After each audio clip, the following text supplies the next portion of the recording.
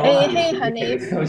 Yufeng said that she cannot hear your voice clearly. But Liwei, can you hear our voice clearly? I can hear your voice so clearly, but Yufeng cannot. Maybe the volume, Yufeng volume, maybe need to turn it up. Let me tell Yufeng. Hello, Mr. Sustain. Turn the volume 玉 up. 凤，我们能听得很清楚哎。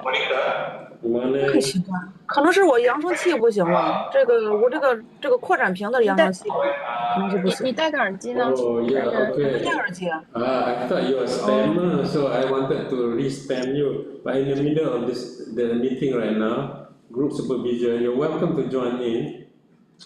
It's postgraduate PhD. You can join in, you want to?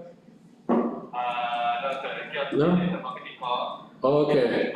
But if you're interested to pursue masters or PhD in USM, you're welcome to join here. Oh, welcome. Okay, take care. Have early lunch dulu, okay? Bye-bye. You too.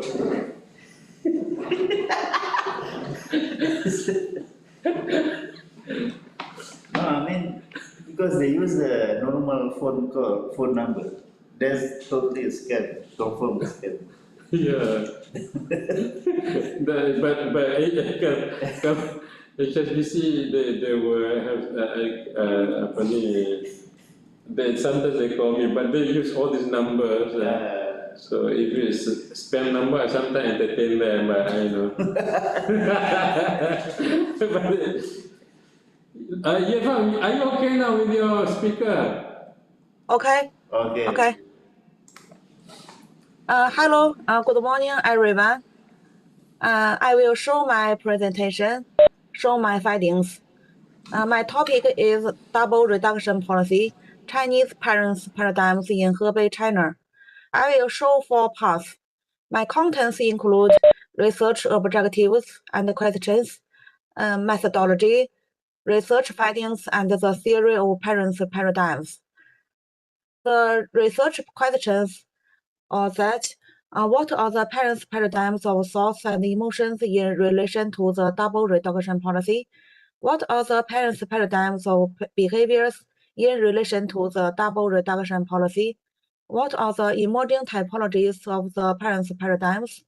What policy recommendations can be derived from this research?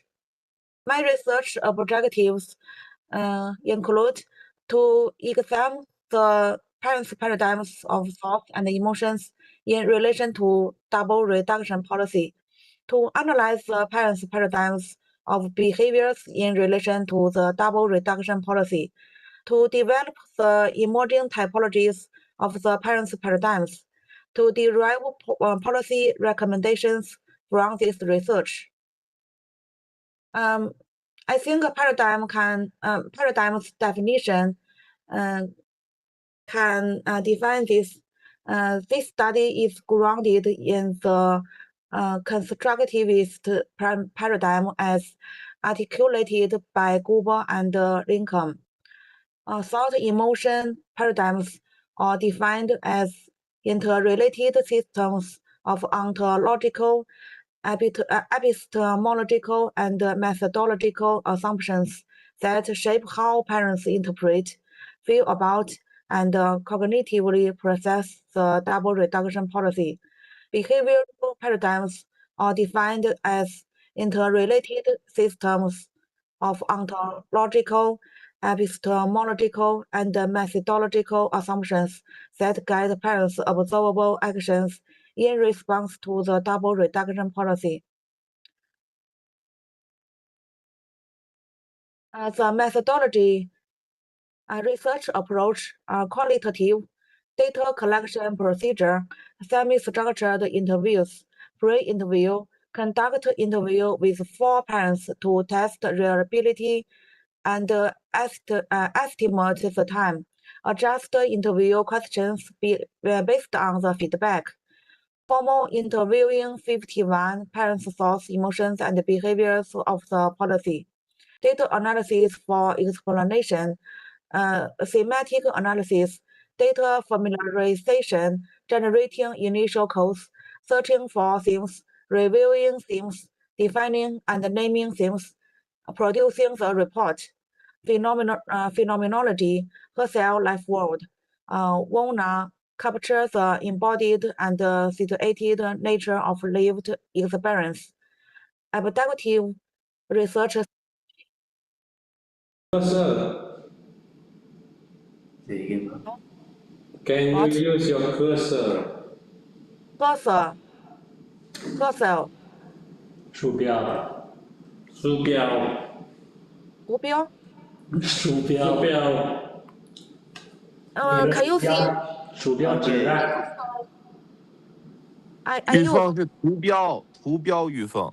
图我用了标，鼠标，鼠标，鼠标。标，啊，鼠标啊， Mouse. 我用了鼠标了。你是看不见鼠标吗？老鼠，老鼠。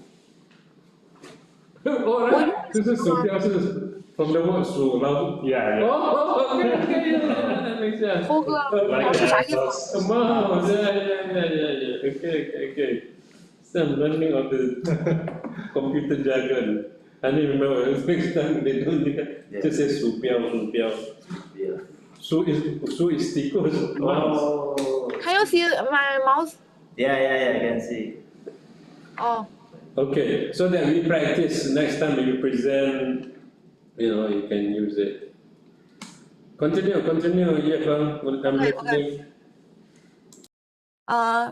abductive research strategy use 4 stages to generate concepts typologies. Member checking. First, the researcher provided feedback to some parents. Second, feedback was centered on 4 topics to solicit opinions. We have Dr. Dina joining us today. Come, Dina. Where do you want to sit? Sini, sana, mana, boleh. Okay, come. Dr. Dina is joining us today. Hello. That's online presenting right now is Yefeng presenting her entire PhD draft right now. So she's ready for it. Relax, Dina. You're not in the Bible. This is Jim. Jim doing his almost completing his PhD, the master's, continue PhD. Even though Hanif, right? Hanif is completing his master's, already completed his draft now. Yeah. Okay, so Yefeng. Okay. What you were doing just now, I'm going to just intervene while you're presenting, right? You were kind of just reading the points. Can you, like, when you read the points, where you going? What happened? You're going? It's okay. Yeah, you were here. Okay, stop. You were reading the point just now, right? So instead of reading the point, make an explanation. Okay. 猴哥他是什么意思啊？就是不要光读，你要解释啊。要解释，慢慢的，不是慢慢，要一句解释 one sentence. So the data collection procedure is conducted by semi-structured interviews. We conducted pre-interview, and that's how you should do it. So one sentence.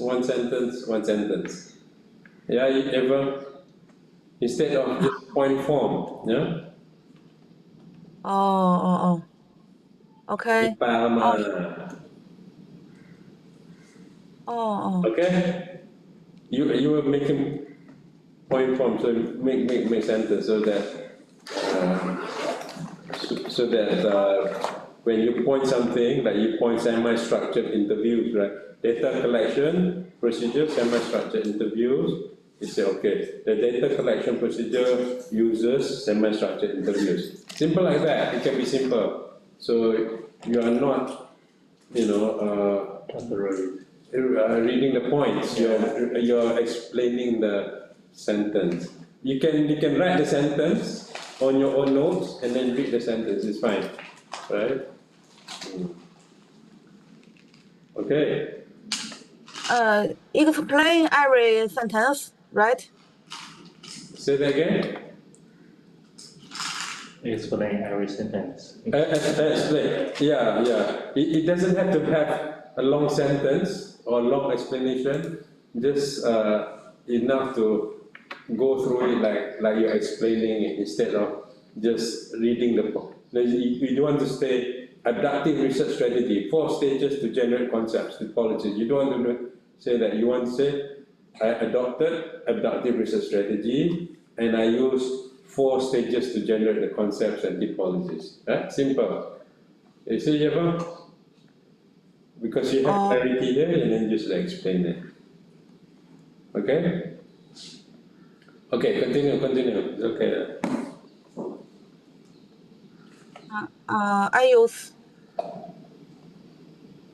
from abductive research strategy 4 stages. Doing it again. I can't hear clearly.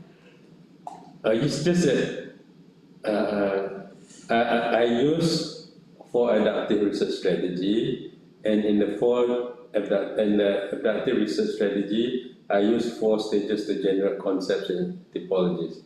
So you are not just reading the points, you're making a sentence.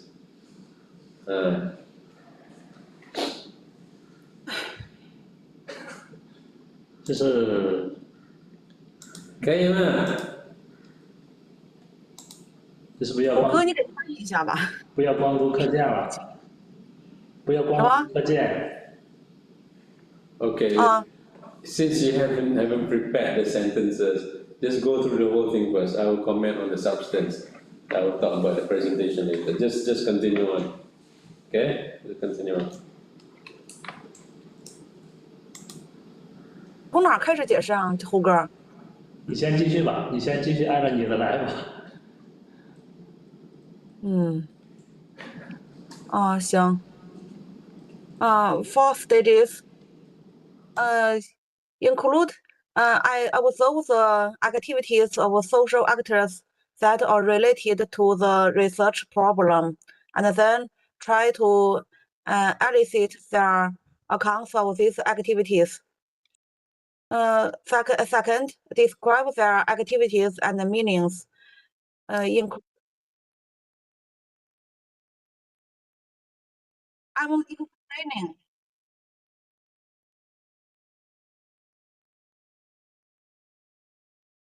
Explaining the 4 stages. Okay, good. The second stage is that describe their activities and meanings closely to their everyday language. These first order concepts. The third stage is that find suitable second order concepts to capture the differences and similarities in these accounts. And the last stage is that derive social scientific accounts of the problem at hand. So I finish explaining 4 stages, and then I need to explain the member checking. I can see your cursor now. Good. Yeah.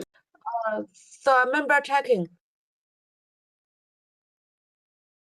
The researcher provided feedback to some parents. I member check 26 parents, and the feedback was centered on 4 topics to solicit opinions. And then do I need to read my opinions? Don't need to, yeah. You just go proceed the whole thing with the whole thing. I will comment on the substance later on.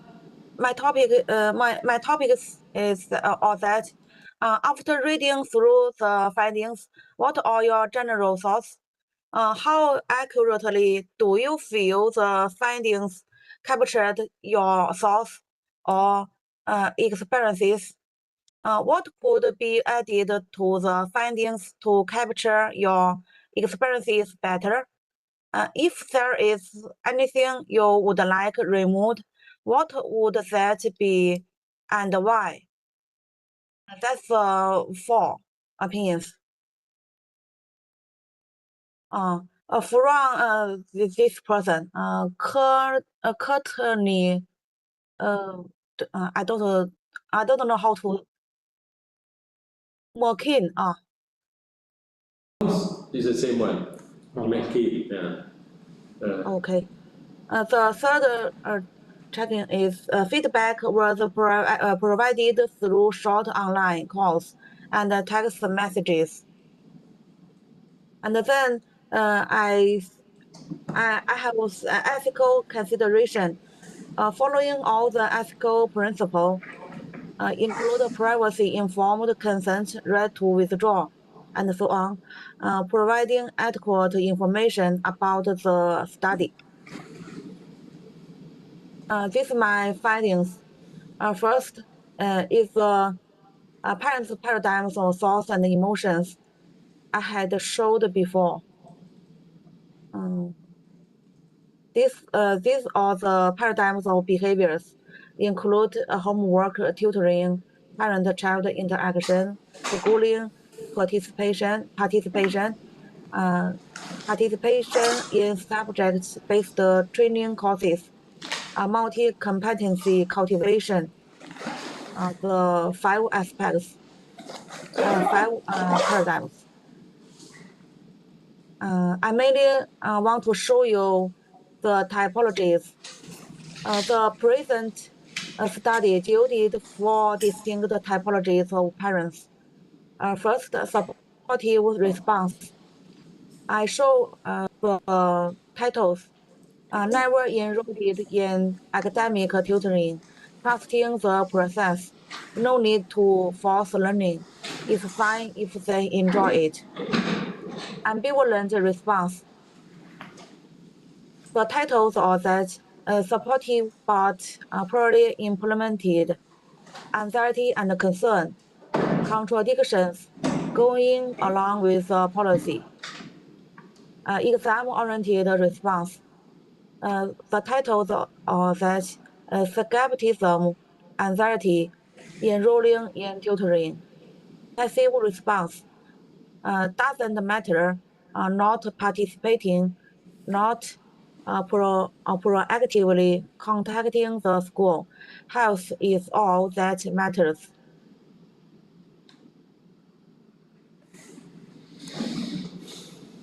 Supportive response are that deeply identify with the value core of the policy of reducing burden and promoting all-round development, and take the initiative to transform the policy concept into educational practice.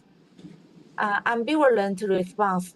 Neutral understanding of policy objectives focuses on implementation effect and long-term impact, and adopts the strategy of conscious follow-up and dynamic adjustment. Exam-oriented response questions the impact of the policy on the enrollment selection system, adhere to the traditional education concept of achievement first, and regard the policy as formal constraints.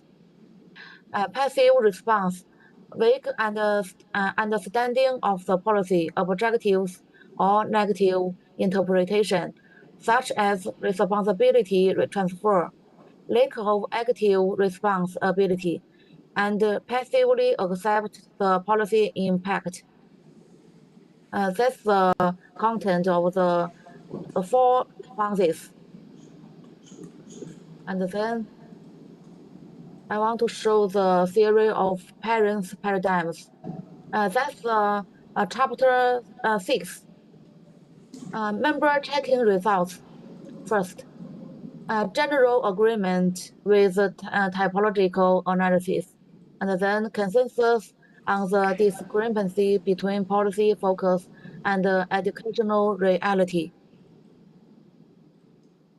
The member checking process revealed a strong consensus among parents about this disjunction between double reduction policies, aims, and the realities of the education system. I include key points include that tension with entrance exam systems, this connection between ideals and implementation, and then is inconsistent execution across schools and teachers. And then the third is verification of individual variation in educational strategies and family practices. The member checking process also confirmed the diversity and contextual nature of parental behaviors identified in the study. For example, supportive parents emphasize the fostering children's self-regulation and lifelong learning abilities.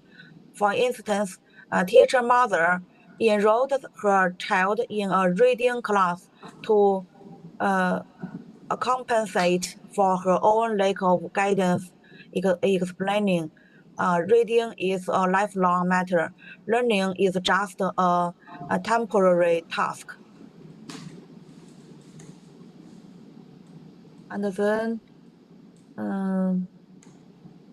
it is the methodological significance of member checking. Verifiability, the credibility and authenticity of the construction of security theory. Most parents validated the authenticity of the findings. For example, teacher mother remarked, "This sounds just like what I said," but added, "I do support the policy, but I also prepare my child for what's ahead," highlighting the tension between supportive and strategic response. This blend of confirmation and elaboration affirmed the typology's accuracy and enriched its interpretive authenticity. Second, negotiation, refining interpretive reflexibility and social embeddedness. Member checking also facilitates reflective typological refinement. For example, teacher mother suggested changing the word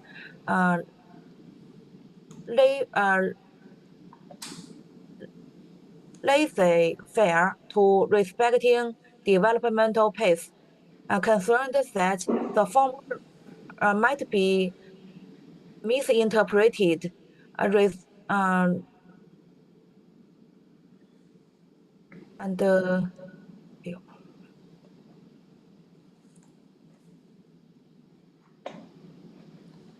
theoretical construction of parental paradigms.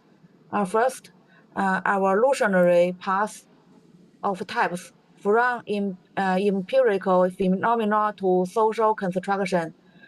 Supportive parents demonstrate updated educational cognition, positive emotional orientation, and collaborative behaviors. their paradigm is characterized as educational transformation, policy trust, cooperative parenting. Ambivalent parents vacillate between ideals and realities, blending trust and anxiety. Their paradigm reflects a value fragmentation, belief conflict, a strategic oscillation. Exam-oriented parents prioritize system stability and academic security, representing a paradigm of performance orientation, examination inertia, behavioral intensification. The last is passive parents exhibit a lack of educational agency and a low level of cognition and action, structured as hesitant withdrawal, structural suppression, low agency. And then is the dimensional refinement, thought, emotion, behavior matrix. That's the 4 typologies structural matrix. I mainly show the educational thoughts, emotional orientation, and behavioral characteristics. For example, supportive response. Their educational thoughts are that oriented toward quality education, values interest, and holistic growth. The emotional orientation is positively receptive and proactive. The behavioral characteristics are that cooperates with school arrangements, promotes holistic development, shared learning. And the next is pathways, parental typology, transformation. That's the form. Totally 5 parents changed their response. The accounting mother changed her type from a supportive response into ambivalent response. The enterprise employee mother changed her exam-oriented response into supportive response, and the other parents changed their ambivalent response to supportive response. And then I will show the factors influencing typological transformation. The factors are that school mechanisms, social support network, children's feedback, key examination stages, and resource or cognitive gaps. That's the form. And then is the theoretical reflection and cultural embedding. Cultural foundations, confusion roots of parental paradigms. For example, Chinese parenting behavior is deeply influenced by Confucian thought. Please wait. Each type reflects cultural traces from Confucian classics. For example, exam-oriented parents, driven by goals of achievement, following with Zhu Xi's learning to become a useful tool, reflecting the utilitarian logic of Confucian success. Another example, ambivalent parents torn between Confucian ideals and modern anxieties, influenced by cultural expectations like bringing honor to the family and outperforming others. The second, institutional tensions and actor responses, an interpretive social science perspective. For example, the supportive parents internalize the policy paradigm and adjust behavior accordingly. The exam-oriented parents reconstruct action through instrumental strategies. The third, international dialogue, a comparative East Asian perspective. Placing these typologies in an East Asian context reveals cultural similarities and national differences. South Korea's efforts to curb private education have led to underground tutoring and intensified competition, dominated by exam-oriented parents.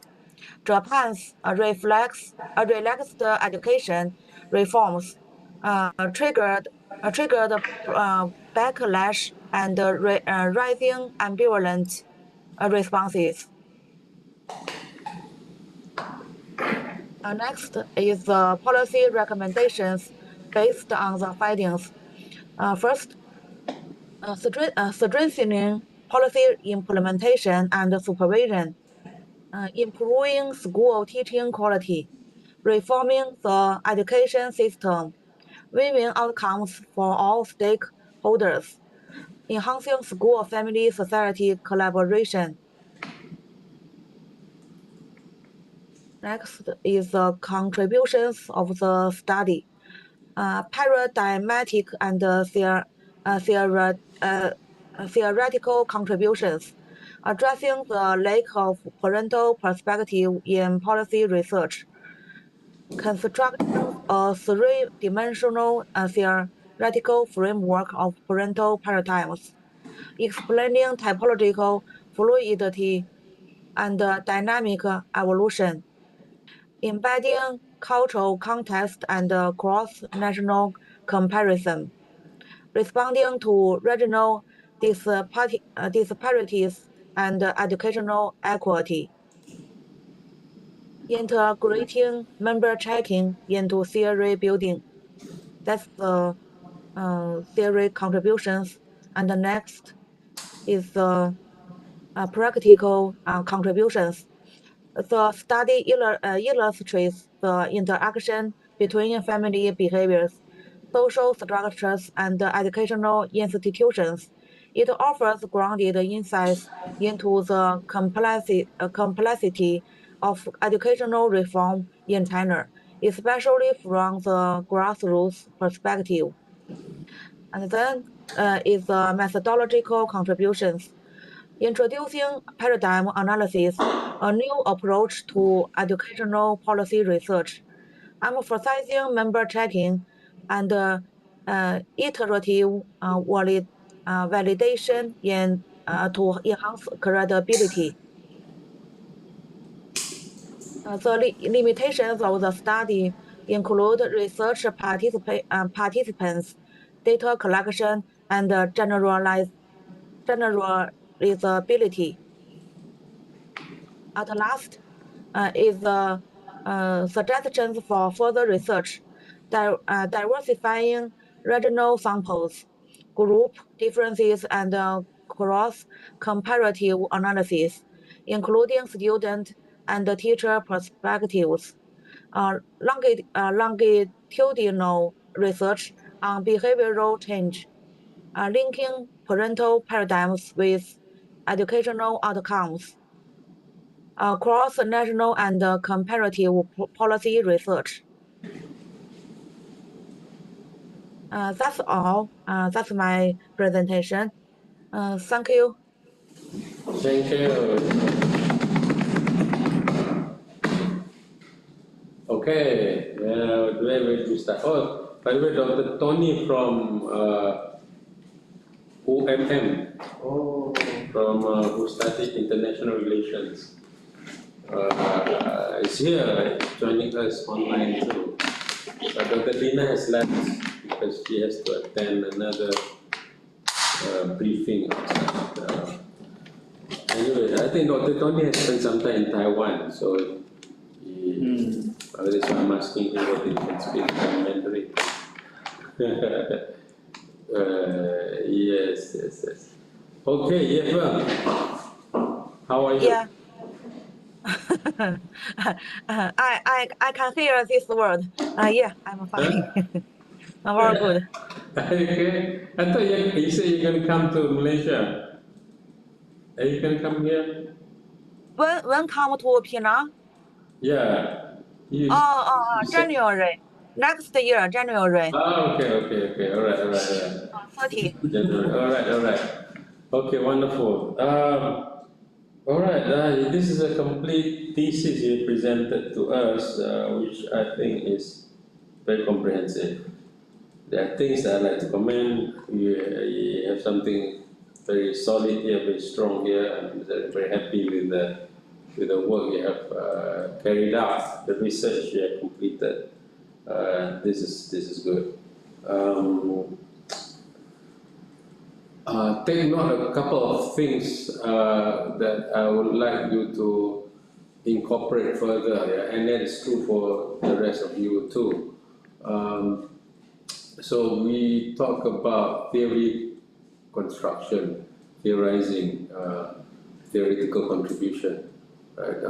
And one of the ways of doing it, one of the ways of showing theoretical contribution is by constructing typologies, which you have done.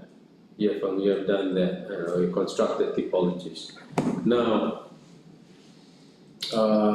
what I would like to suggest to all of you who are doing have some typologies is to have references backing you up, references on how to construct typologies, on why do you use typologies and all that, right?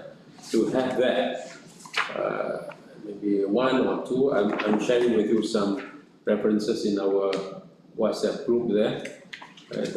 I'm thinking, is possible that they might be asking you during the Viva, right? But whatever it is, whether they ask or not, is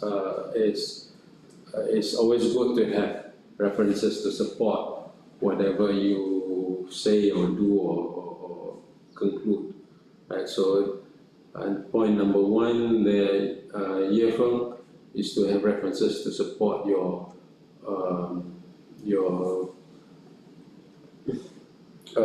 reason, rationale, of constructing typologies. So the one I've shared with you is Elman Colin 2005, explanatory typologies in qualitative studies. Whereas, for instance, like Jim, you're doing more on quantitative. So you could also, be thinking about typologies, especially for PhD later on. So combining the qualitative and quantitative, you can have also typology. So there's another reference that would have typology, quantitative analysis. Right? So that's number one, Yefeng, to have references.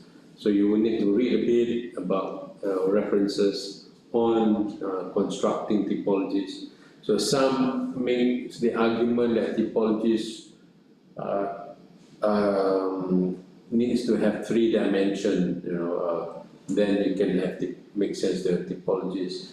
I do not adopt that thinking. I think you have two axes is enough to construct typologies, because typologies is actually a way to categorize the outcome of your research in a conceptual theoretical way. That's what typology is, right?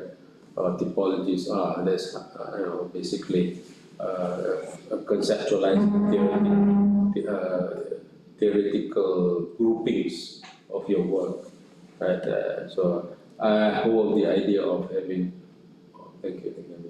I support the idea of basically what you're doing here. But two dimensions is enough to create typologies. Yeah. But as I can see from your work, you have created more thematic typologies, which I think is very viable in your research. You have one slide here, Feng, that says theory of parents' paradigm. Can you go to that slide? I think it's towards the end of your presentation. Theory of parental parents' paradigm. I think that's what you say. You have that slide? Which one? The one that says, that's the one, number 4. Yeah, stop there. Okay, good. The theory of parents' paradigms. I don't know how to name. What was that? Different, what is it? I don't know how to name the theory. Okay, right. Okay, good. Okay. The theory,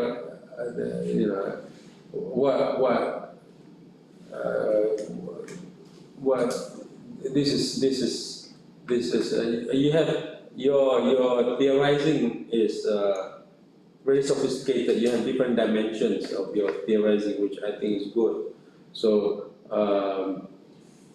instead of saying the theory of parents paradigm, maybe better one would be the theorizing on parental paradigms.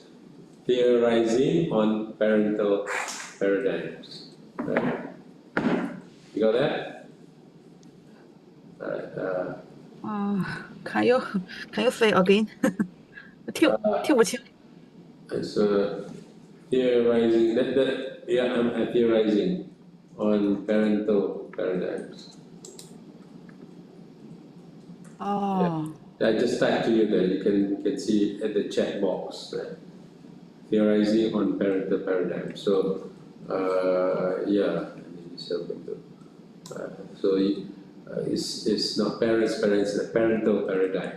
Right? So you are referring to the parenting side of the research. You're not referring to the parents, you're referring to the parenting. More on the parenting, meaning the thinking and the behavior, right? Not the parents. So that is the important difference there. Right? You're not classifying the parents, you're classifying the type of thinking and the type of behaviors. Right? So theorizing on parental paradigms. Okay, go back to your slide. There's something else I want to say. Share your slide again. Okay. Share your slide again.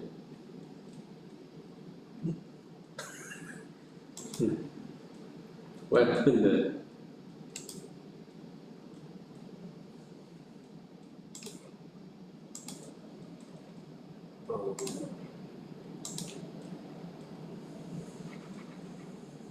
You managed to capture that? I think just she said that maybe she can explain the paradigm, but she don't know how to name the theory, just like ABC theory. Like that. Yeah, I see. But there is a parental paradigm theory of double reduction. That's what it is. Yeah, it can keep it simple, but you do not run away from the topic. Where are you, Irfan? Are you still there? No, black. Maybe the night. Yeah. It's black there, yeah. Irfan, can you hear us? Okay. Oh, this is coming from you, Hanif. Yeah.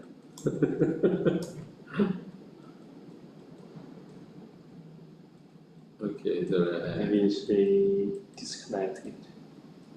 Yeah, why is he quiet? You phone? there's one that says parents.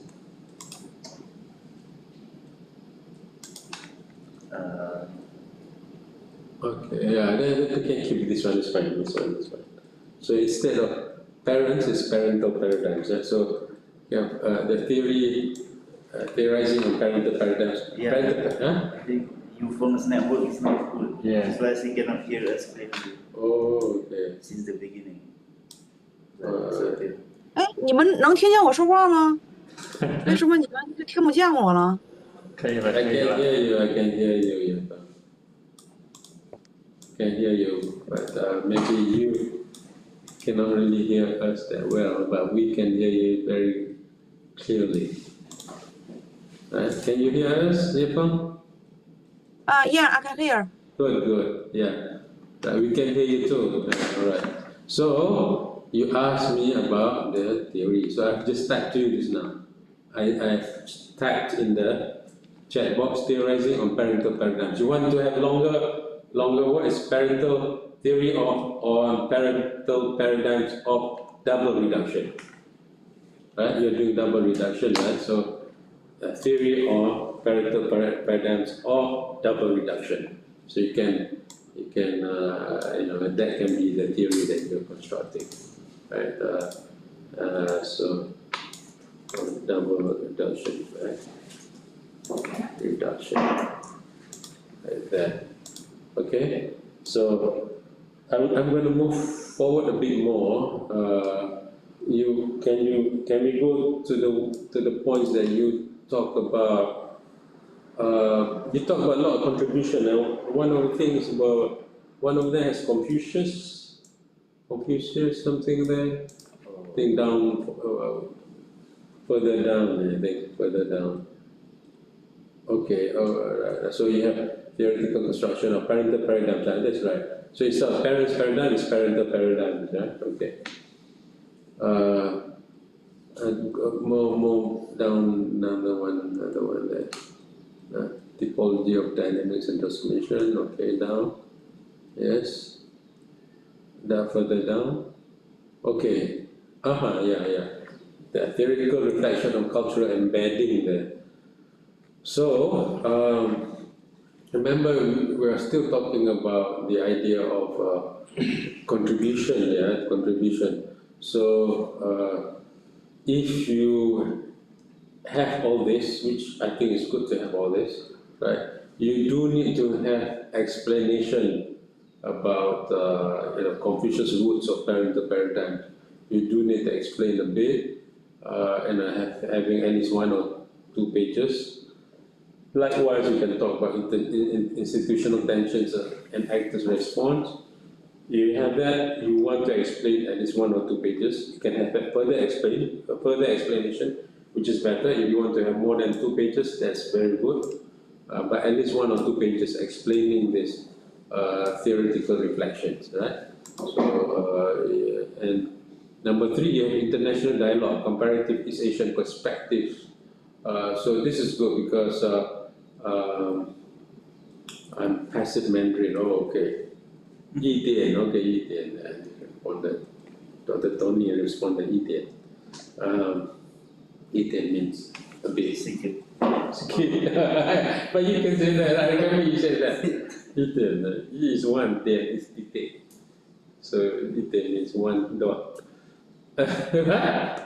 In Chinese, there are a lot of meanings. A lot of meaning too. Okay. Yeah, just like you said, one dot, yeah. 1 dot, also 1 o'clock. 1 o'clock, 1点. Also 1 o'clock, that's right. Also 1 o'clock. A bit. Huh? A little. A little, 1点, yes, little, yeah, 1点. Yeah. 1点 can be 1 o'clock, true. Yeah, it can be 1 o'clock. 1点, 2点.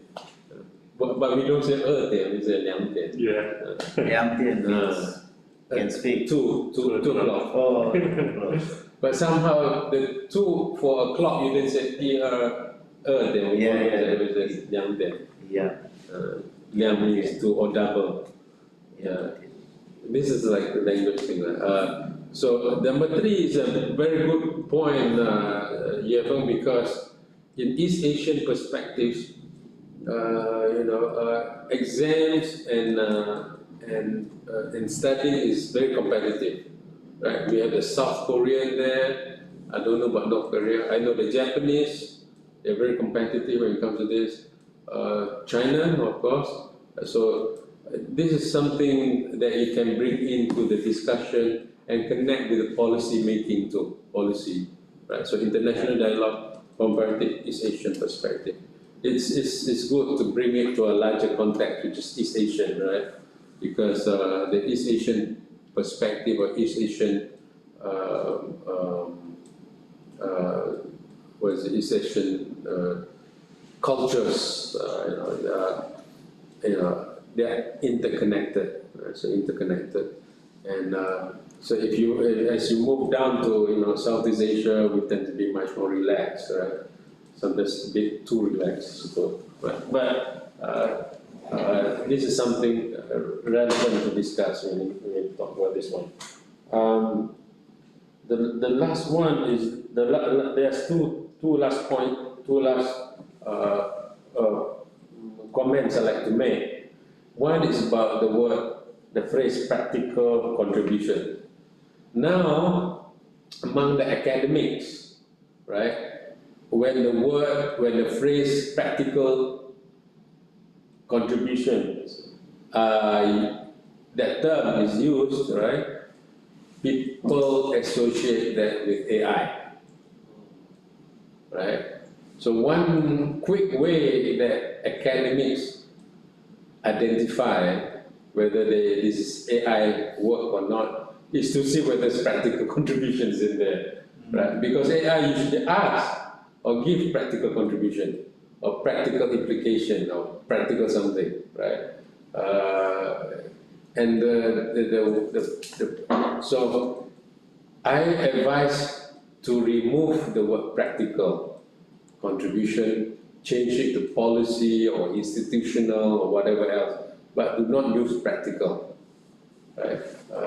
Because academics and the USM, in USM also, they talk about this, ChatGPT talks about practical contribution very, very often, almost every time, almost every time. When we talk about research, ChatGPT will talk about practical contribution, and in a way is useful, but it is not too academic. So remove the word practical contribution, put in some words, some other words if you want to, right? It can be policy contribution if it's about policy, societal contribution is about society, whatever specific educational reform contribution, you can say that, right? If I read this one, you say, the study illustrates the interaction between family, behavior, social structures, and educational institutions, offers grounded insights into the complexity of educational reform in China, especially from the grassroots perspective. So if you talk about that, you can say, this is still abstract, but if you want to categorize this into contribution to the family or something like that, instead of just the word practical. So I would advise to remove that, and this is true for all of you. So avoid using practical contribution. All right, my last point is methodological contributions. Okay, introducing paradigm analysis, and I think that is very rare. I think in China as well is you use adaptive research, right? One of your methodological contributions is adaptive research in capturing, in analyzing the parental paradigms. So you can use that word, use that term, adaptive research. So instead of you say introducing paradigm analysis or introducing adaptive research in paradigm analysis, you can say that, right? Introducing adaptive research in paradigm analysis, you can say that. Yeah, so make adaptive research as a methodological contribution. You talk about emphasizing member checking, iterative validation to enhance credibility. I'm not sure that it's a methodological contribution that because there's quite a standard thing that you do in qualitative research, right? So in qualitative research, member checking and validation is often used. So I'm not sure it's a important methodological contribution. But if you think this has not been practiced in China, then you put in the word in China, right? But I think in China, don't you practice this too? I think you do because it's a qualitative research, right? Maybe iterative validation, meaning you have conclusion, you ask the person again, you have conclusion, you keep asking, is this the right way? Maybe that it's not been done, maybe. Right? Maybe you can put this in. I do not have a big problem with that. Only thing is that you can give something for the examiners to strike, so you can keep this. But just bear in mind, for me, I do not think this is a big methodological contribution or important. I think it's being practiced in many research, even in China too. Unless I'm wrong, I'm not sure. But you can put it in so that you give something for the examiners to attack. As you said, no, I disagree, and this kind of that, which is good. Right. Last but not least, Yefeng.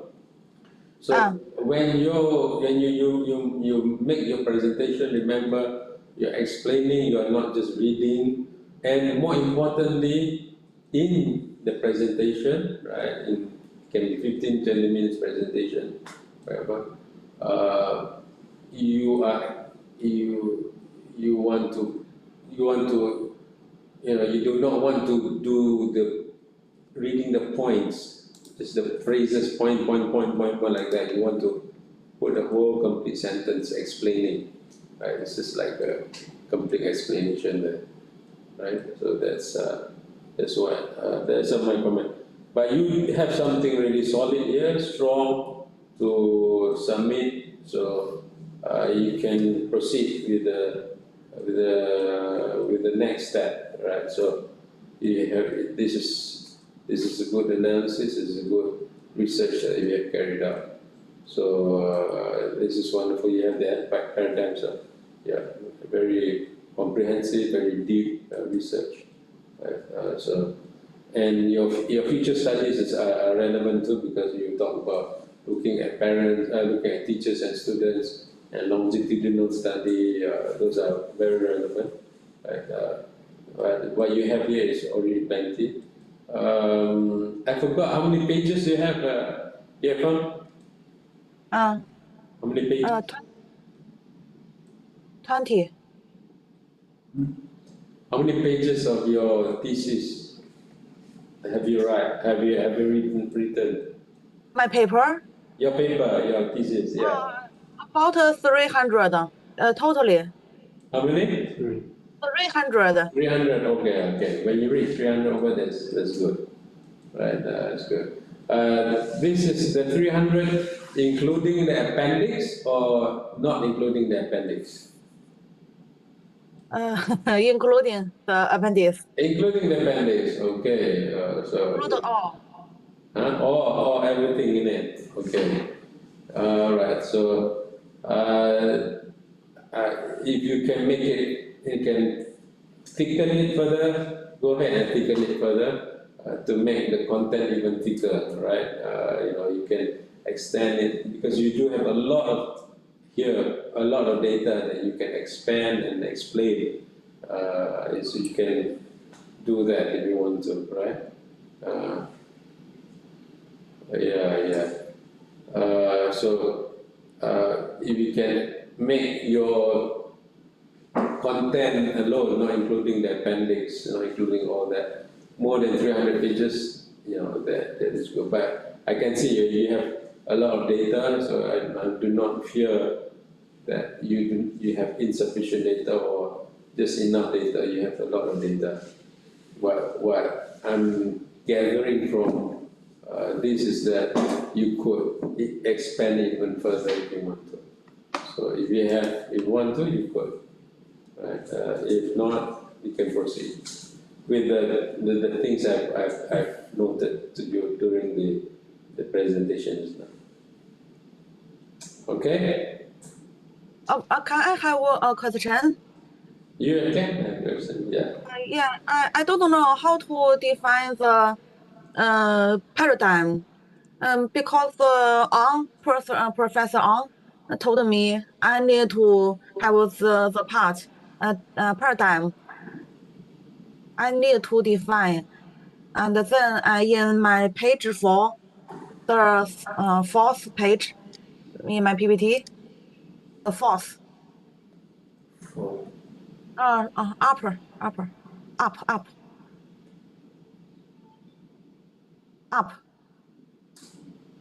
Up meaning down or? Down. The fourth. Yeah, next slide, yeah. This one. No. The fourth. 1, 2, 3, 4. The 4. Page 4. These are all four.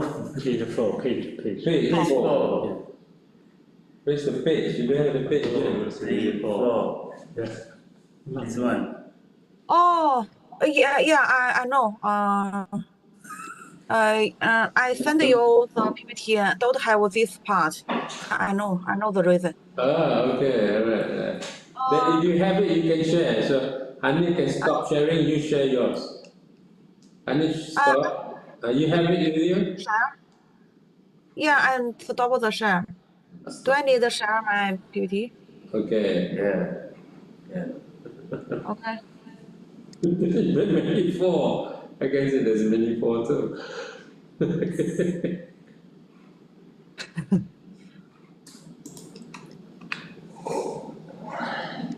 This page. I use Google and Lincoln the definition, and then I have the thought immersion paradigms definition and the behavioral paradigms definition. I don't know how to define. Don't know how to define. Yeah. Hey, you just define it there. Defined as integrated system of ontological assumption that shape how parents interpret about and cognitive process. Yeah, you did the definition there. Defined as integrated system ontology. Yeah. You just defined that. Yeah, I just have a basic definition. I don't know how to do enough. Is enough. Okay, so you would need to be able to explain how you construct the paradigm. There's if the examiner were to ask you, the examiners were to ask you, so you would just need to say this is how I construct the paradigm. You just show which is abductive research, right? You explain using your data and then you construct the paradigm using the data, first order construct, the second order construct. From there, you have the different responses and themes, and you bring it up to a level by combining the ontological themes and all that. You just need to explain, which you have done the explanation in all your tables there, right? But if you're talking about defining, there you have defined that. This is the definition there. So there's an ontological component, there's epistemological component, methodological component to constructing your paradigms, right? So you have that. Okay, so an ontology is all the constructs coming from the parents. Epistemology is where you use the adaptive research. Methodology is when you use interview, basically, where you use qualitative interview, you use probing and all that, which is that's methodologically arrive at the different paradigms. So you have here, that's the definition. And you have, there you have, up there you have, this is this study is grounded in constructivist paradigm.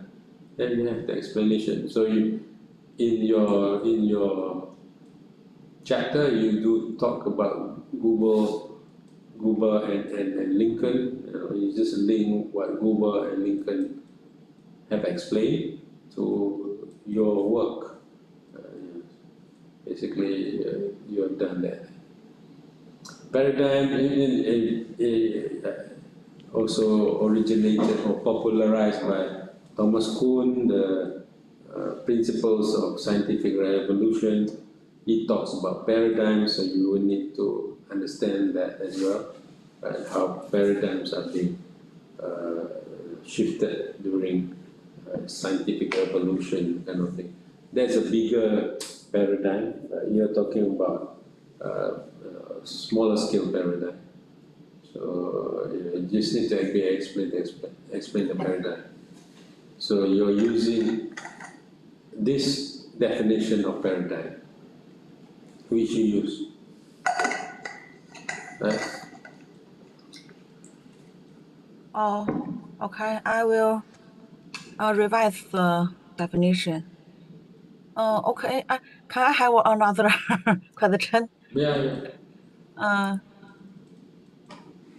And I don't know how to construct the theory. I don't know how to what contents need to include in this theory.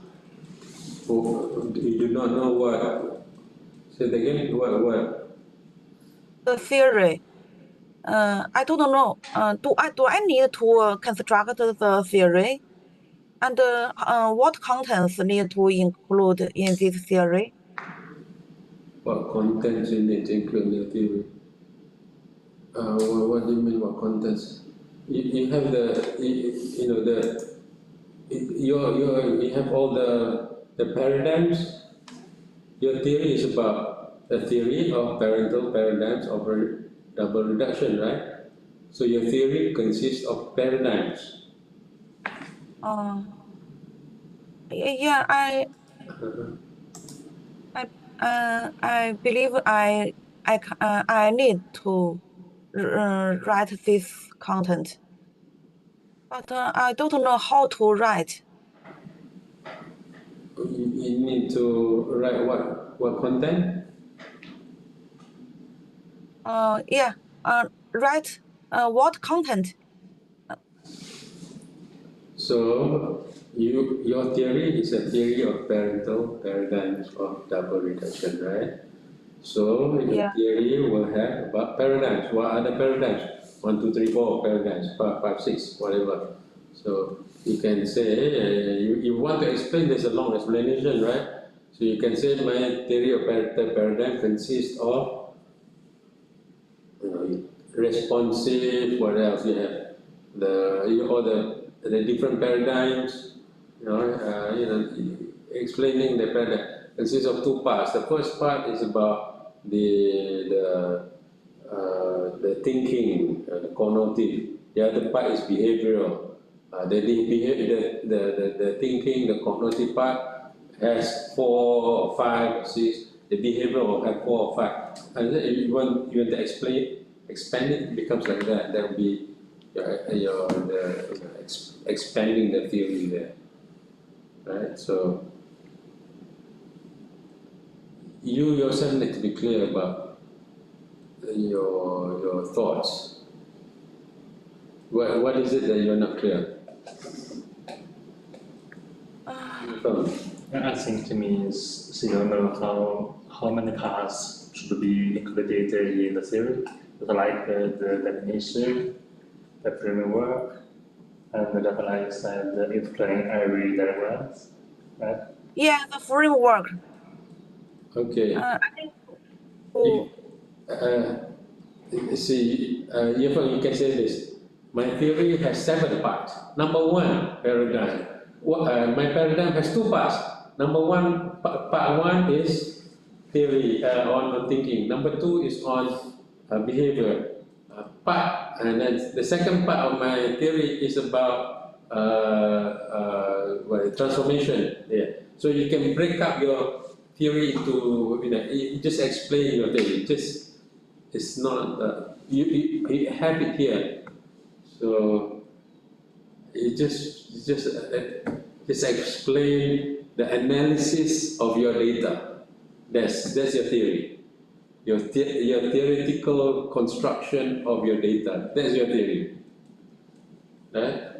Then all this is your theory there. The evolutionary path of types is your theory. And maybe I don't understand what you're asking. So you're asking what? What is it? I just show you the titles about the chapter 6. But I'm not sure the framework, especially about the theory. So I mainly want to ask you how to write the titles about the theory. Okay, the title of the theory is Theory of Parental Paradigms of Double Reduction. That's the title of your theory.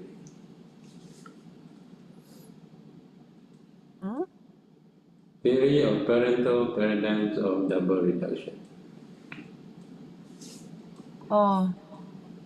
Which I already Okay. typed there. I already typed in the chat box there.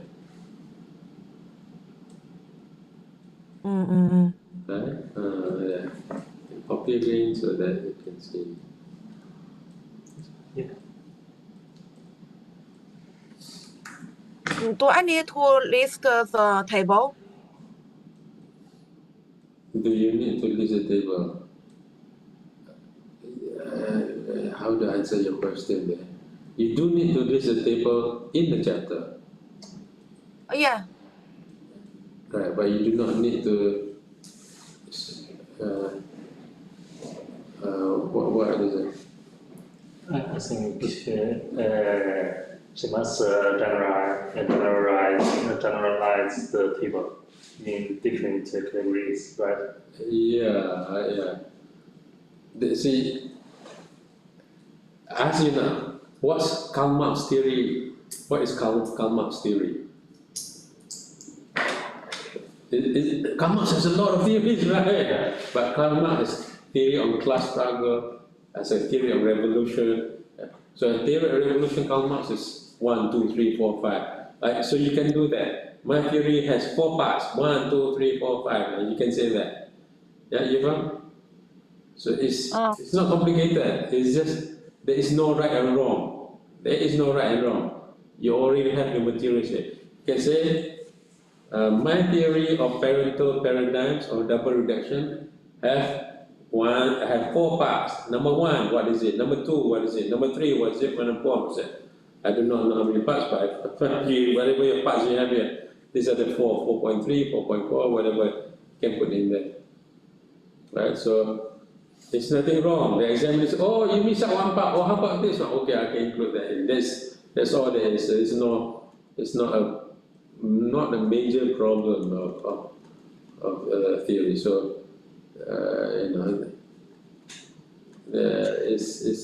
it's there.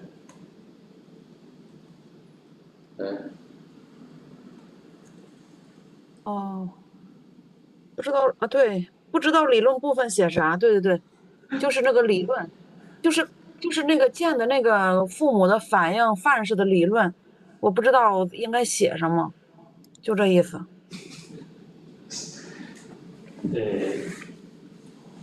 How to explain? It's just like I want to study one theory. First, from my perspective, first I want to know the definition of this theory, the first one. Then the second, I want to what this theory describe.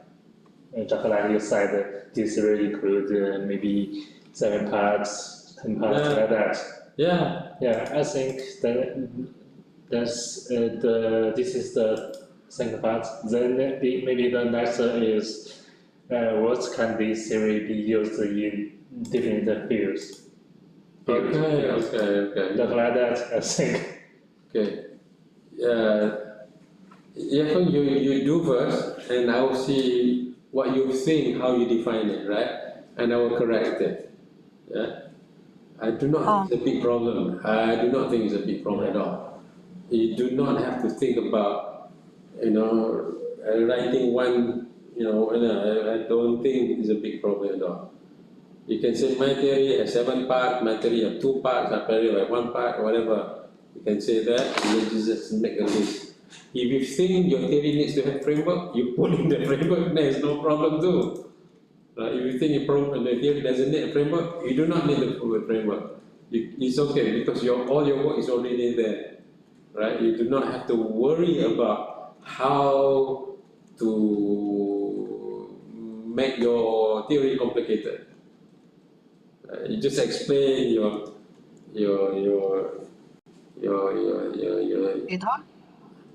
data. Huh? Include explain my data enough. Enough. Just try it so that I can see. Right.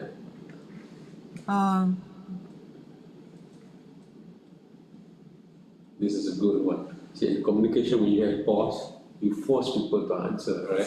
So a good way. So earphone uses of pause is very effective. Yeah. So in communication, when you use pause, you force people to say something. So that's very effective, right? Yeah. So you're also studying communication, you can use the same thing. So, but when pause plus pause creates awkwardness. You want to translate?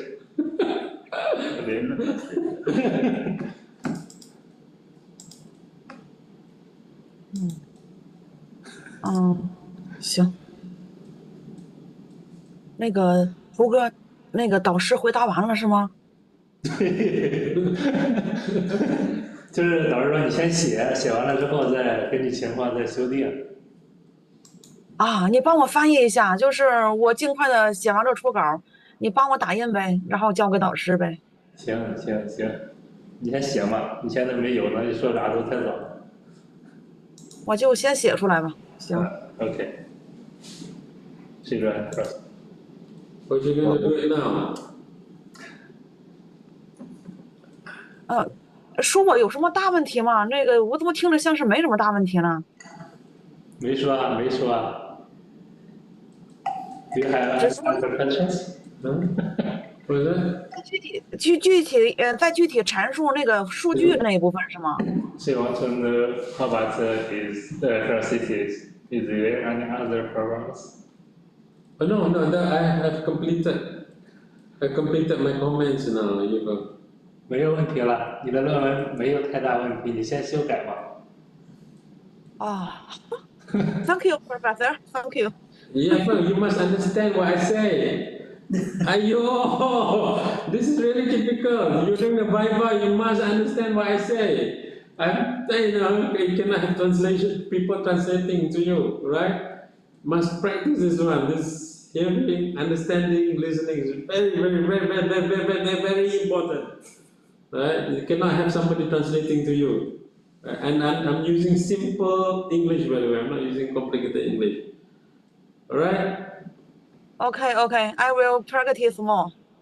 Yeah, you go and practice your English.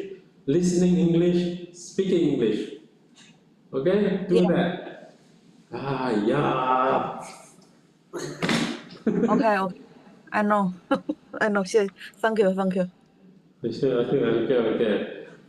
Okay. So we'll take a 3 minutes break before Jane does her presentation. Okay,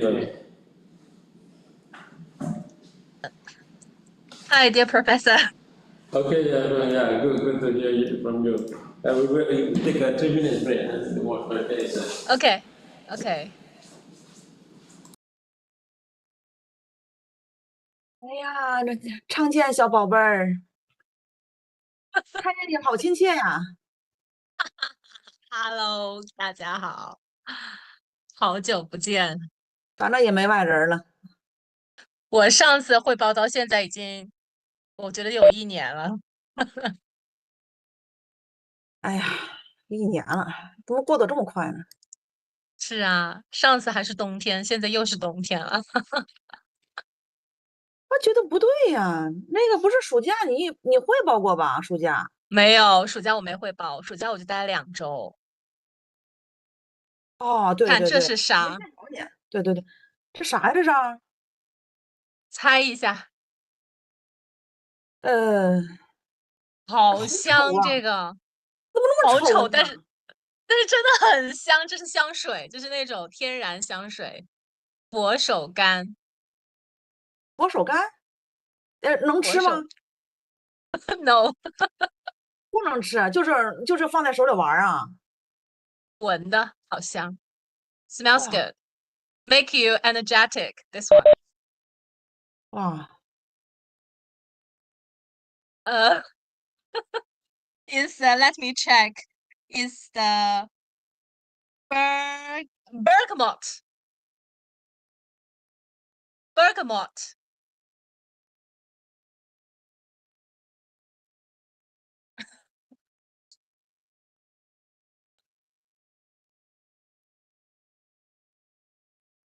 Yeah, it's very cold here.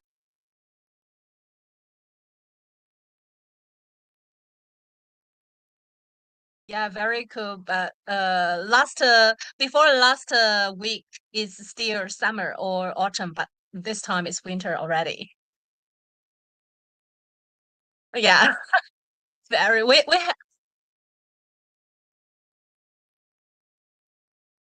Yes, right. Mohatadi came to Nanchang. Li Yue came to Nanchang as well. We had a dinner, just a simple dinner together. Yeah, we will we will invite you to come to China.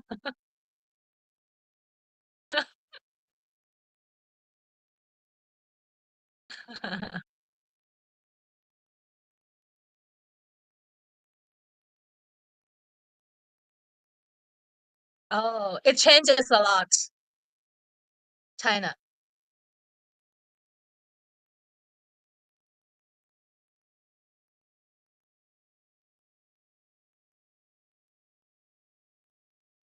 Yes, of course. I have ready.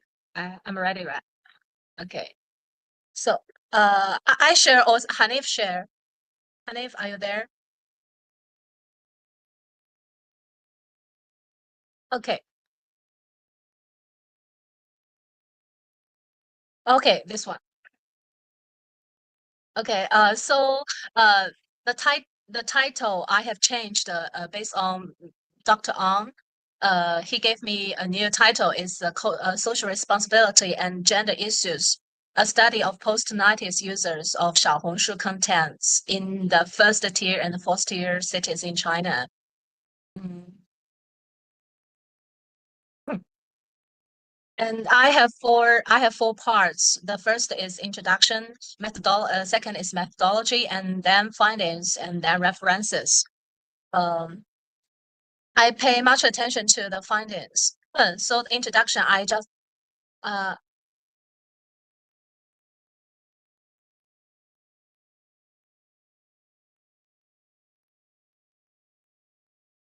title.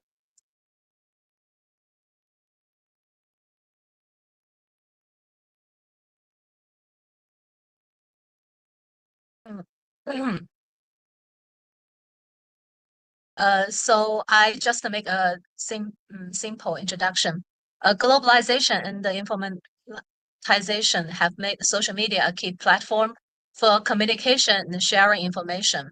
While it fosters interaction, it also reinforces gender stereotypes and discrimination. In first-tier cities, women enjoy better education and career opportunities, but still face workplace discrimination, wage gaps, and harassment, while men deal with pressure from marriage and work. In fourth cities, women face traditional gender roles, limited education, and job opportunities, and domestic violence, and so on, while men struggle with high bride prices and marriage pressure. This is the background of my study. And next page, please. So this is the introduction of Xiaohongshu. Xiaohongshu is a diversified social media platform. It provides an ideal environment for the study of gender issues for both men and women. Because there are many gender contents on Xiaohongshu, and Xiaohongshu's user group shows a high degree of tolerance, respects, and appreciates the differentiated lifestyles of others, and provides a positive and healthy environment for the discussion of gender issues. Therefore, Xiaohongshu has become an ideal platform for the study of gender issues on social media due to its unique user structure, content diversity, and community interactivity. Next page, please. Thank you. So the users of Xiaohongshu are mainly between 18 and 34 years old. It is social media that China's post-90s likes to use. China's post-90s generation grew up entirely in the age of digital technology, including computers, video games, and internet. Therefore, the internet has a great impact on their lives. They are also one of the main forces in the use of social media. The gender concepts are constantly evolving in the conflict between tradition and modernity. So this is why I choose post-90s as my research participants. So the problem statement includes 3 parts. In the context of China's rapidly evolving social media landscape, there's a growing need to understand how post-90s users interpret gender-related socially responsible and non-socially responsible content. The research aims to explore the impact of such content on users' thoughts, attitudes, and behaviors, while also examining the differences in interpretation and impact between male and female users, as well as between users in first-tier and fourth-tier cities. I want to find the big gap or big difference between the two cities. Additionally, it seeks to identify the SR policies and strategies that users believe should be implemented to address gender issues on Xiaohongshu. By addressing these aspects, the study will contribute to a deeper understanding of gender dynamics in Chinese social media and inform future social responsibility initiatives. Next page is my research questions. I have many research questions, and my findings are based on these questions. So the first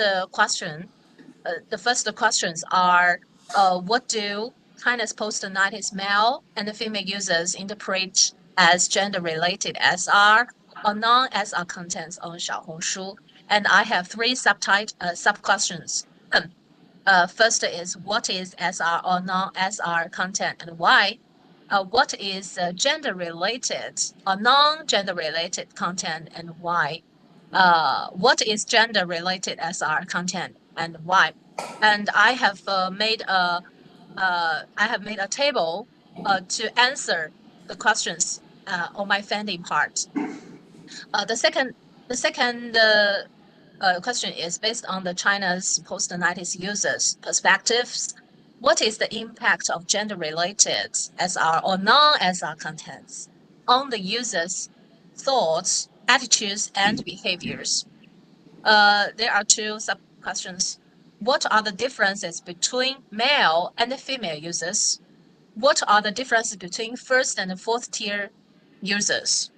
The third question is I think is a kind of conclusion.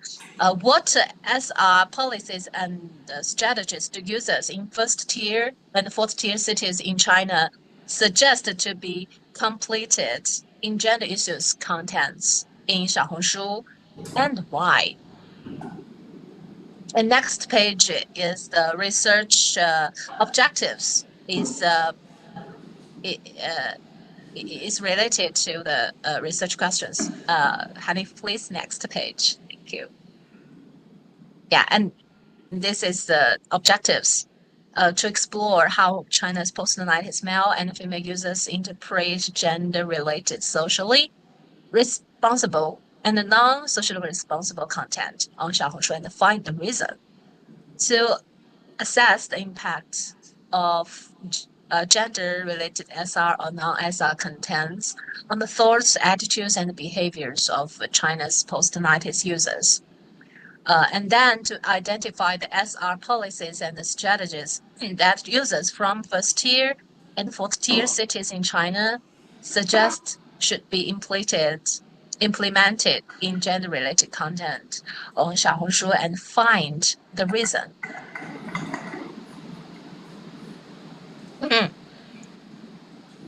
Next is,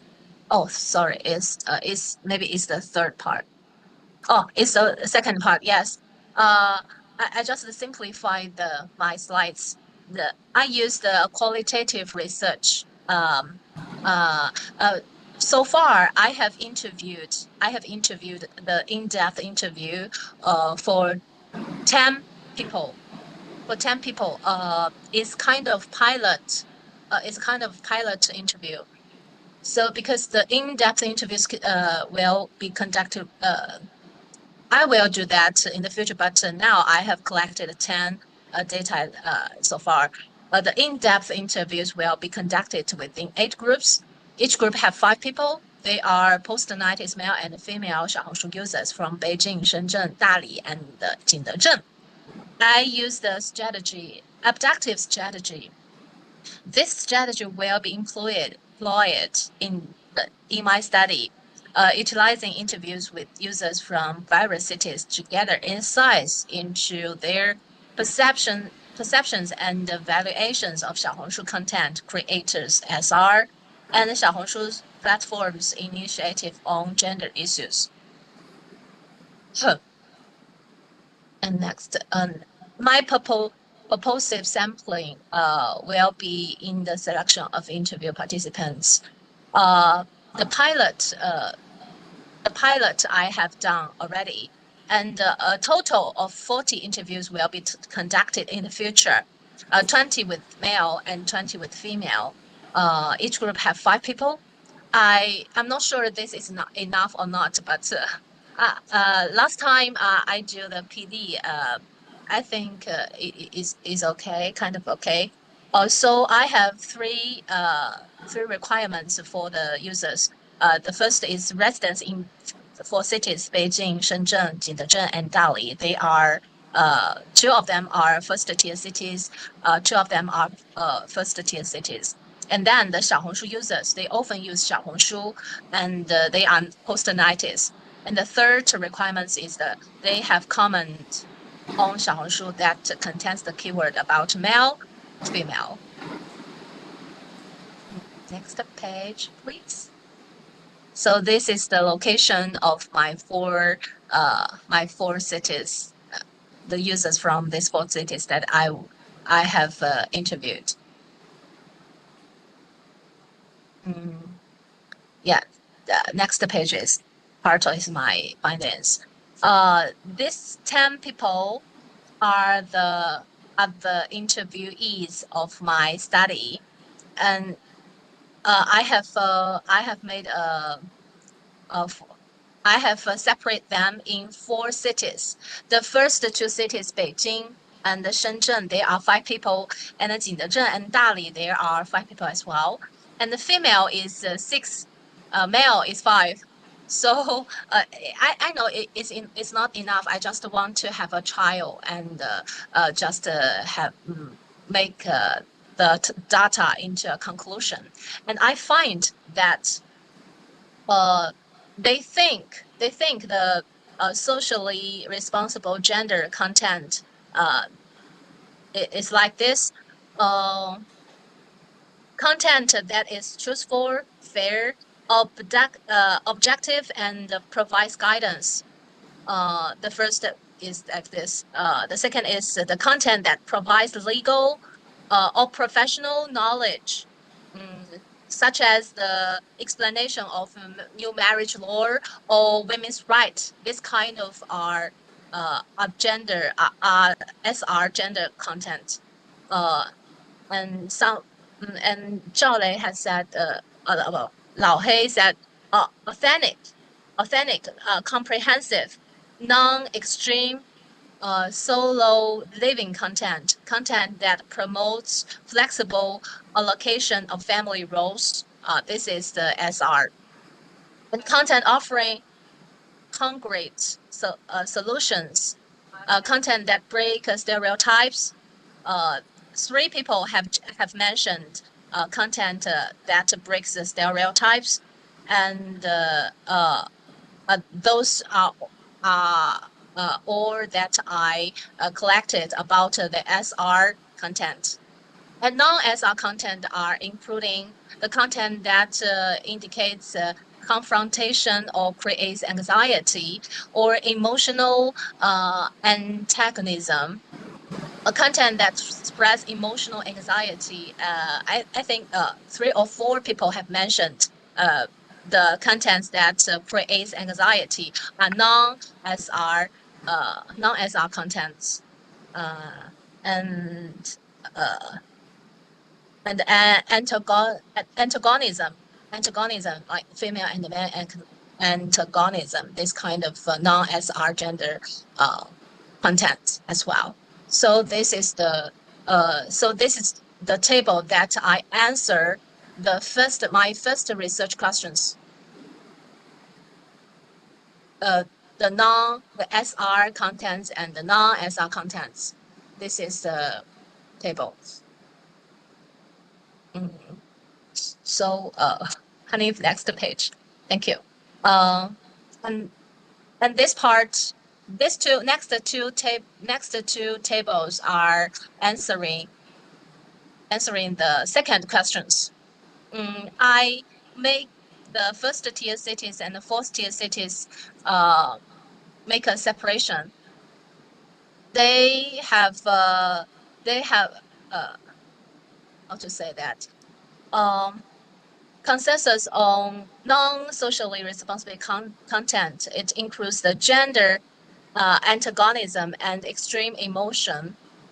So first tier cities, all the users agree this is the platform's biggest failure. It creates anxiety, destroys trust, and it leads to behavior retreat.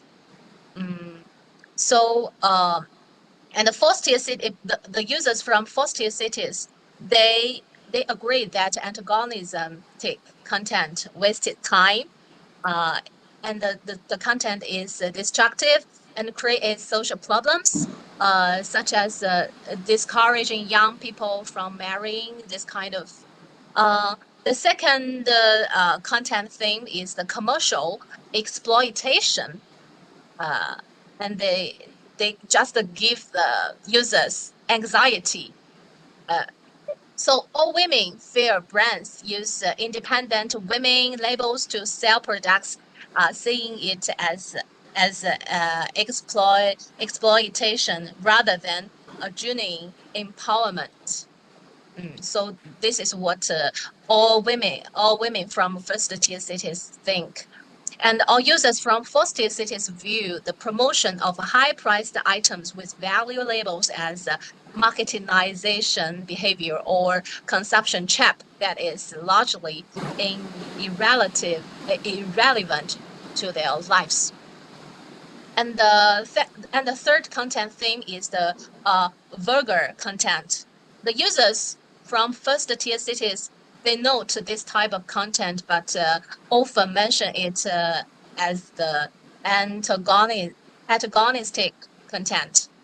And the users from fourth-tier cities, they show high sensitivity and firm opposition, viewing this content as a violation of public morality and demanding the platform limit is traffic and Stratton review. And next is the socially responsible content is the good part. The first is breaking gender stereotypes. All the users in first-tier cities support showcasing diverse lifestyles. For example, the house husbands, the female entrepreneurs, viewing it as a way to reduce anxiety and offer alternative possibilities. But all users in fourth-tier cities support this as gender stereotypes as necessity for social progress and providing flexibility in family diversion of labor. And for the provision of professional information, all users affirm the value of legal knowledge, vocational skills, and concrete solutions, seeing this as platforms required educational and guidance responsibility. And some users from fourth-tier cities affirm the value of the legal education, but overall demand for. Sorry, where's the slides? Do I need to share by myself? Yeah, it's coming back. It's coming back. Okay. Okay. So some users from fourth-tier cities affirm the value and the legal education, but the overall demand for career guidance is less intense than in first-tier cities. The first-tier cities, they want more professional education than the fourth-tier cities. So next page. Thank you. So I also compared with the male users and the female users. There are 5 dimensions. The first, the core emotional response. This is the emotional part. All male users, they feel defensive and pessimistic. They feel the defensive retreat from relationships. So they just see from the social media that more and more women don't want to get married, so they feel a little bit pessimistic. And all female users, they also think they feel anxious and aspirational. They are more positive, I think. They driven by a desire for competence and independence. They feel more positive, but male feels more negative.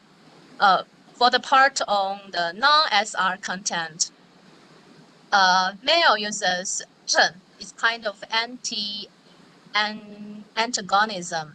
They strongly against the content that generalizes and attack men, and they also anti-vulgarity. Female is also antagonism. They against the content that creates distrust, and they also anti-commercial exploitation. They are against the value-based consumption traps. And the third dimension is the SR content demand. All male users, they want the need for fairness, objective legal knowledge, and content that promotes harmony and neutrality.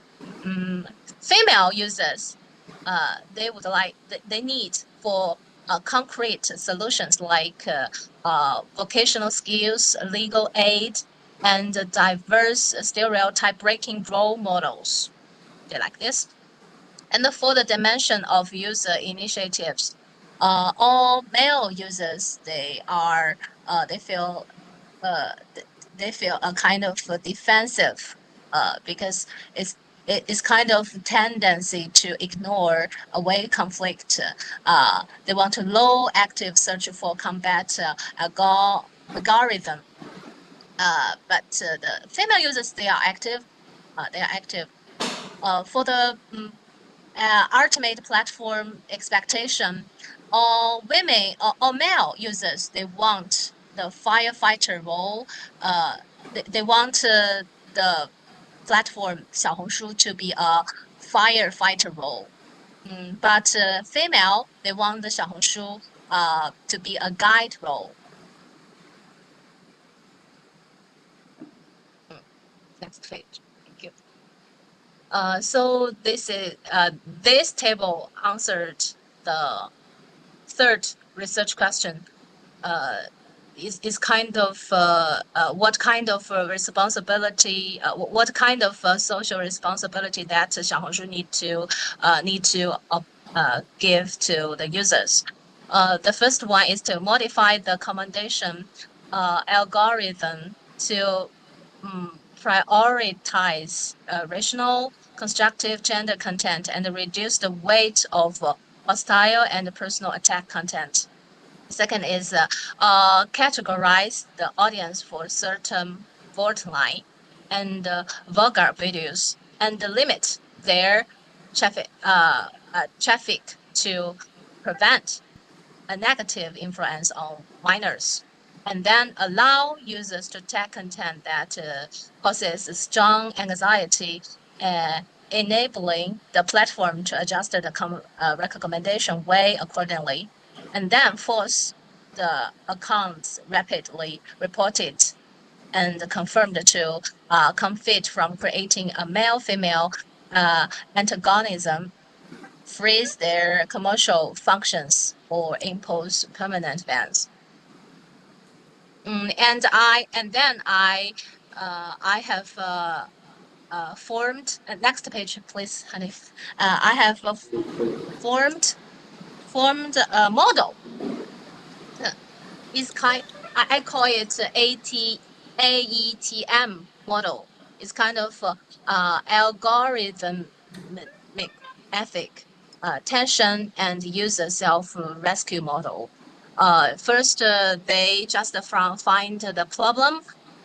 They have ethical tension, the ethical tension appearance, and then the users will respond. The users, they just click on see or something to have the feedback to the content that they have seen, and then they feedback to the platform, and it has an institutional solution.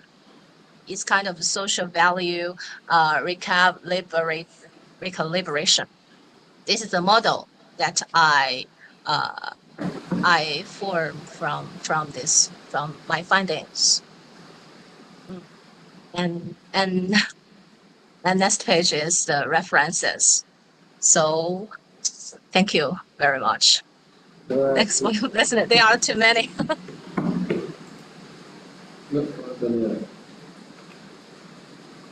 Okay, great stuff. Jane, you haven't made your progress report presentation, right? Yeah.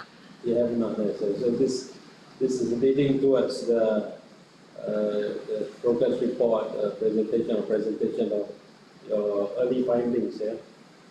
Yes. All right. Okay. Let's look at the problem statement first. We have a problem statement there. Okay. Okay, so now I noticed the word impact. You use the word impact. And Impact. yeah, you have the second point there. This research aims to explore the impact of such content on users' thoughts, attitudes, and behaviors. Right? Then you also have that the same word repeated in your research question number 2 and your objective as well. So, see, when we say impact, it's a directionality question, yeah. So one leads to another. So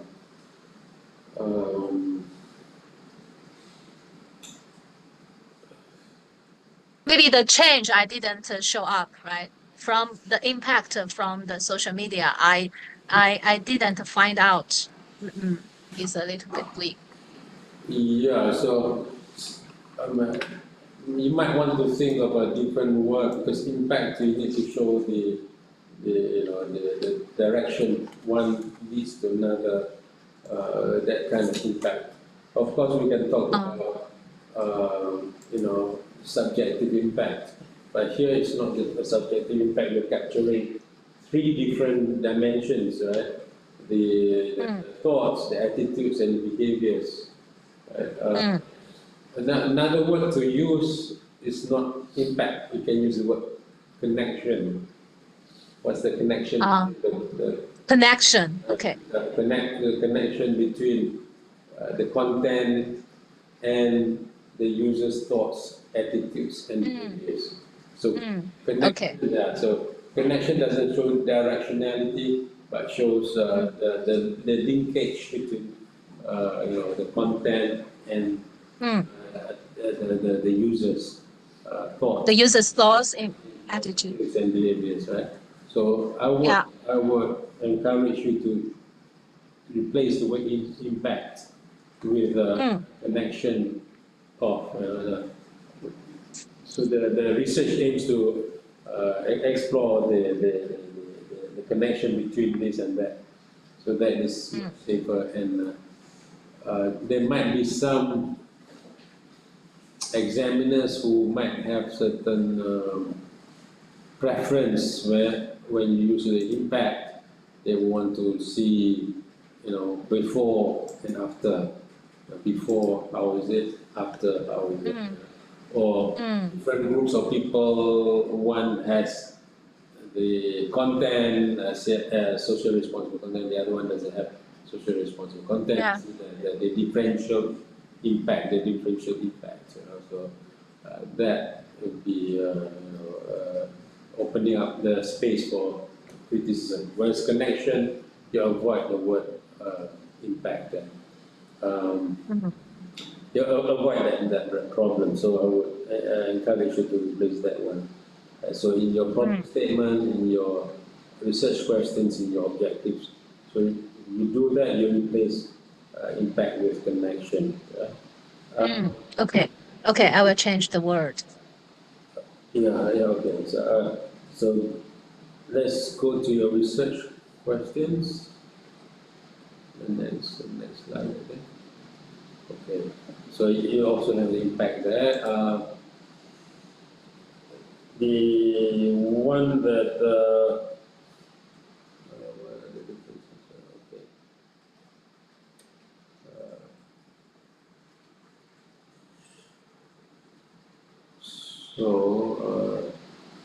So the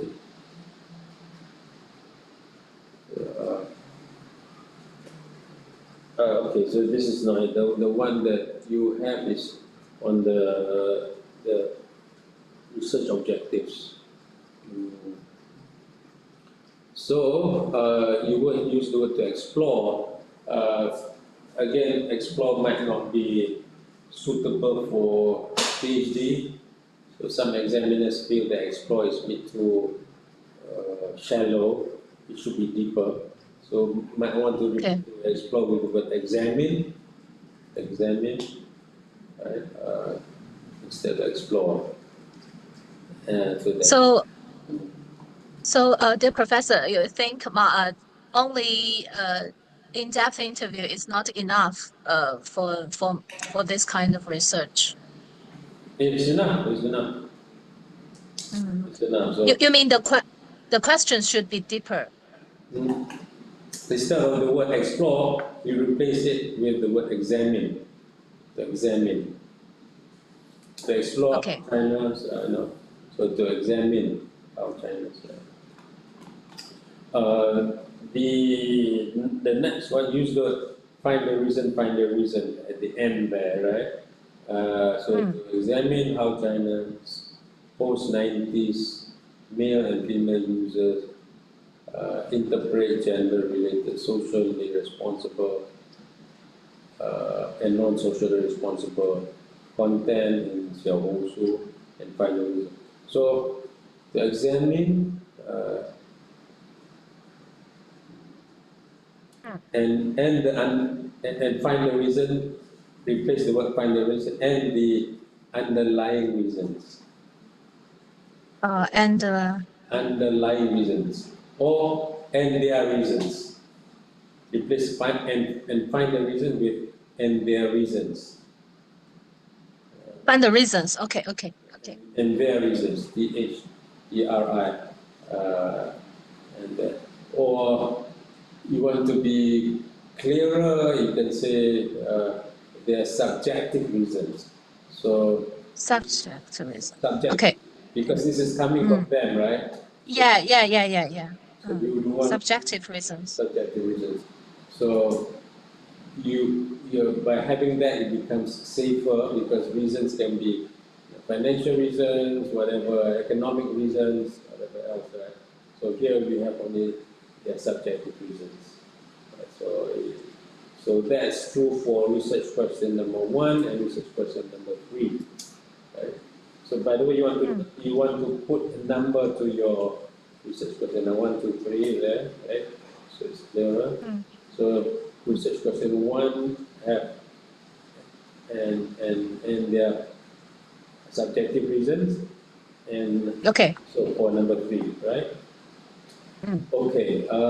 So you also let me see the word is how China.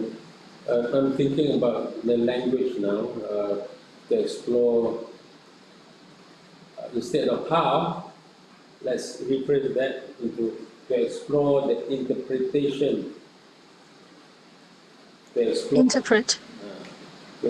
the interpretation Interpretations of China's post-90 males.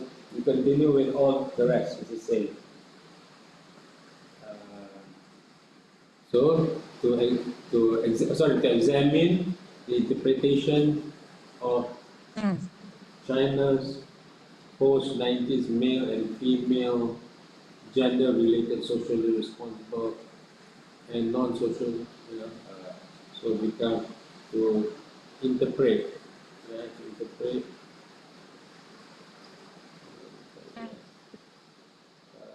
interpret post-90s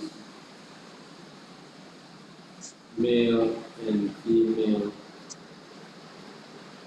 users.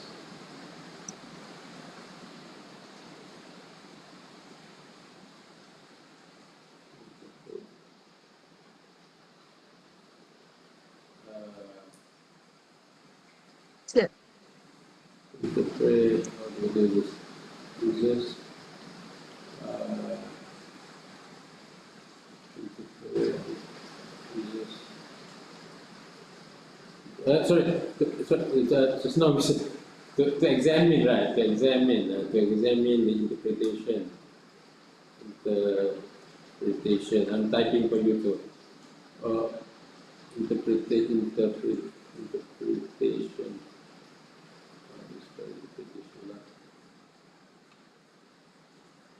Okay. Of China's post-90s male and female users.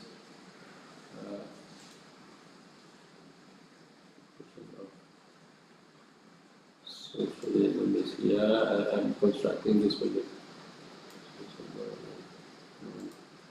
Socially responsible content.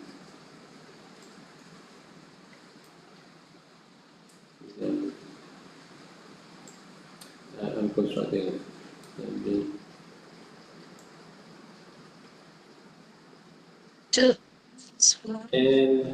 the examine reasons.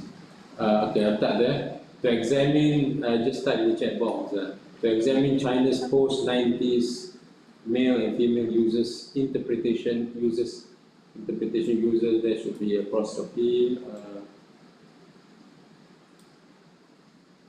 Right. Interpretations of socially responsible and socially responsible content and their subjective reasons. Okay. Okay. I- Has personalities emails using potential. Okay. Okay. Okay. Oh, Clear. Oh, clear. yeah, that's Yes. clear. I'm typing for that.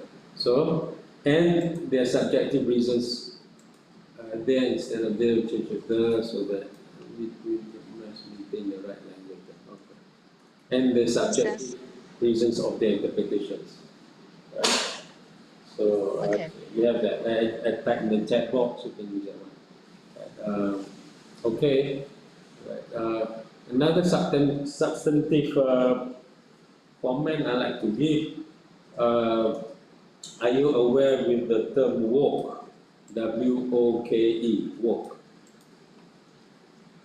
Are you familiar with that word? Woke. Walk. Yeah, W-O-K-E. M-O-K-E. Walk. I don't know. No M, W. Woke. Like wake up, walk, right? Walk.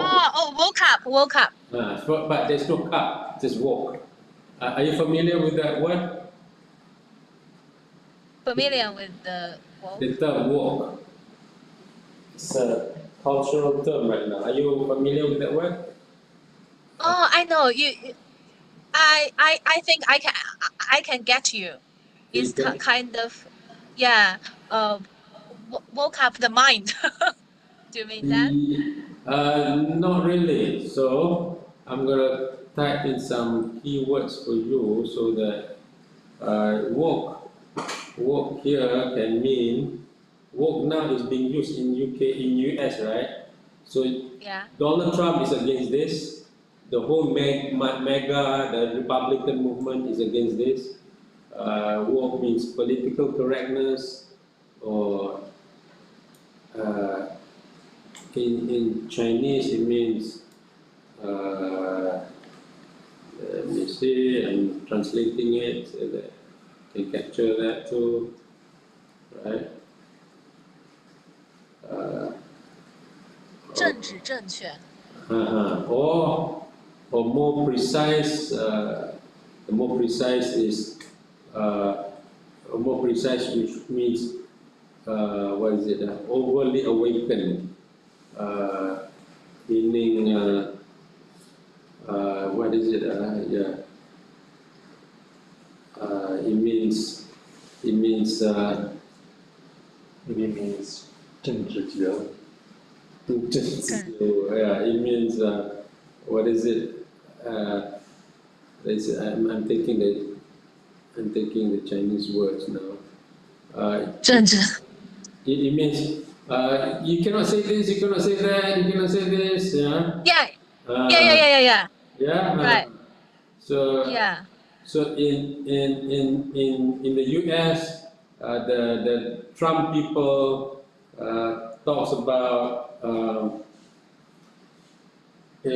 you cannot talk about the blacks like this, you cannot talk about the Chinese like this, you cannot talk about Asians like this, you cannot say it's, and then you want to have more LGBTQ, you know what I mean?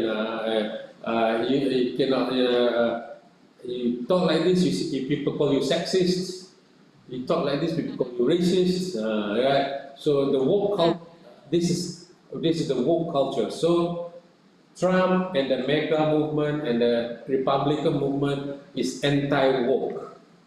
There's anti-woke Oh, culture, right? It's a okay, woke okay. culture. So because it's a contemporary issue, right?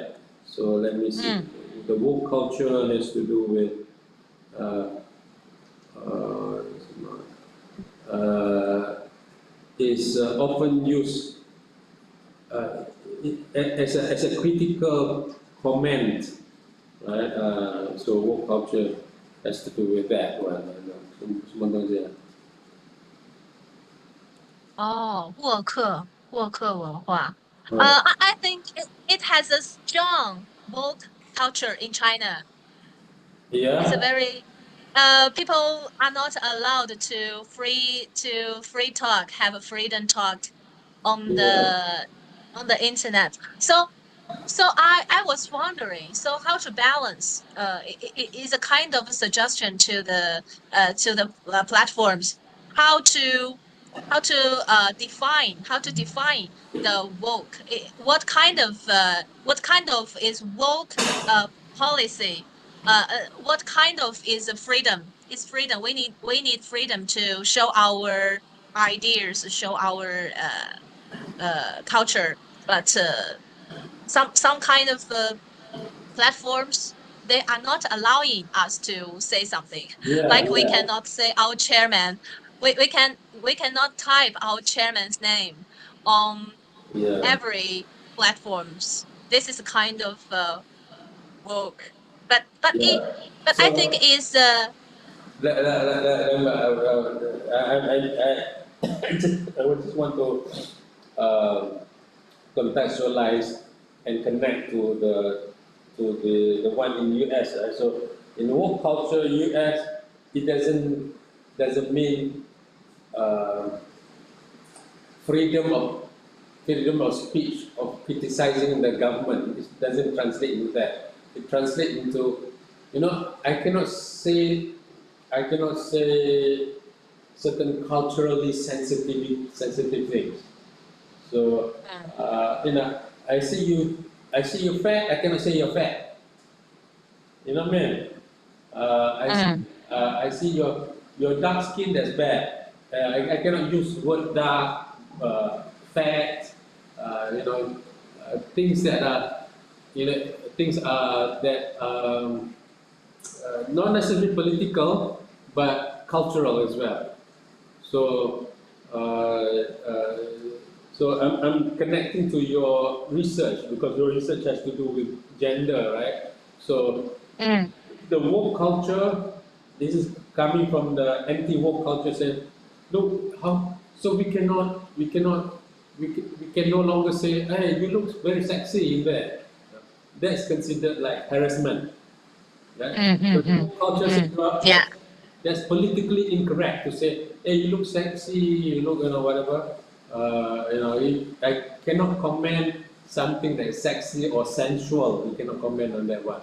So that is a woke culture. So the Trump people, the American conservatives or whatever, they are against that. They say no, no, no. We want to be free to be able Mm, to, talk about, the, mm. the talk about sex, to talk about immigrants. They are also anti-immigrants. So the woke culture is for immigrants, immigrants for free sexual conversations. Oh, okay. So Mm, um, before you proceed on this, you might want to just look into this discourse and literature of woke and anti-wokeness, because now what happened in the US is, right, so we have two big parties, right, the Democrats and the Republicans, right? So the yes, Republicans yes. becoming strong because of Donald Trump, and the whole mega movement is very masculine, very Trump, very rough, very, what is it? They do not care about manners, right? They just say what they want to say, and then that's the Republican Party. So the Democrats being attacked, they're being defensive. They said the Republicans are saying that the Democrats are promoting woke culture. You cannot say this, you cannot say this. You got to take care of feelings. You got to be very politically correct. Political correctness is the closest to the word woke, right? So the Democrats are being defensive. They're the losing part. But a recent development in the US, they woke, the whole fight has been transcended into economic fight, which is a different discourse, right? So woke discourse is a cultural discourse, whereas it's not so much a class discourse. It's not so much about economic. It's more about cultural, about gender, about ethnic, about race.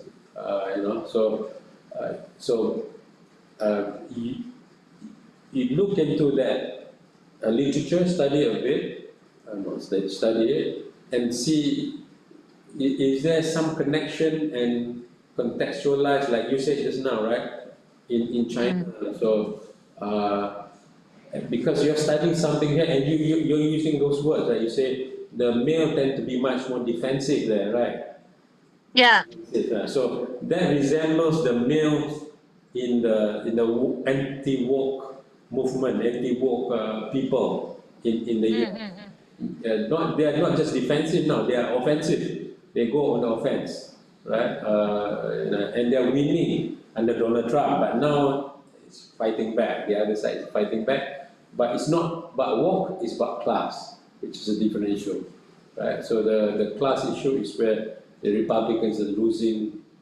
The new Democrats are coming and talk about affordability and all that. To contextualize back to your research, right?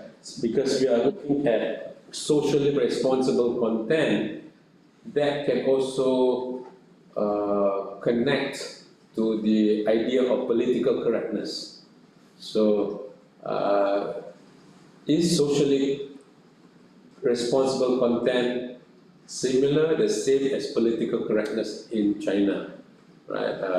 Or it's not the same, because we are talking about ethical, right? Being ethical, that's what we are talking about. Socially responsible is about being ethical. So sometimes ethical is also it can also mean critical, right? Critical. Ethical can also be critical, right? So when something is wrong, you're being ethical, you criticize something that's wrong. That's ethical. Right? But political correctness is much more political, right? It's something somewhat different. But what you want to be interested in or pursue in your research is how the users interpret these realities, right? In Xiaohongshu, whether they feel, like you said just now, they cannot express their thoughts, their emotions. In what way do they feel that they cannot express, or how does it feel to not to be able to express? How does it to not be able to be free to speak? To be free to speak about what? That's another issue, right? So the idea now in your research, this is substantive input from my comments. From your research, now your angle is socially responsible, right? Socially responsible content. But the opposite of that is the woke content. Is the politically incorrect content, or content that allows people to say whatever you want to say, let them say. This is a this is a woke content. The anti-woke, Anti-woke, So some Man males, is anti-woke. So some males feel that all these restrictions are pressuring them, trapping them, they cannot express, right? And I do not know whether that's how there is manifestation in your the user's interpretation of socially responsible content or not. So it's to look at. So in your interviewing, we can also ask, are the present rules and regulation too politically incorrect, too restricting, or what's the Chinese word for it over here? 政治正觉，政治自觉。自觉。政治正确，嗯。政治自觉。That's what. That's political correctness, right? Yeah. Yeah, I know. You can use whatever term that is more suitable or whatever, right? That is Yeah. kind of opposite of socially responsible, right? So you can ask, do you feel all this is too politically correct that you cannot express your thoughts? You can ask that line of question. So you're asking the opposite question too. I have. Yeah. I know that.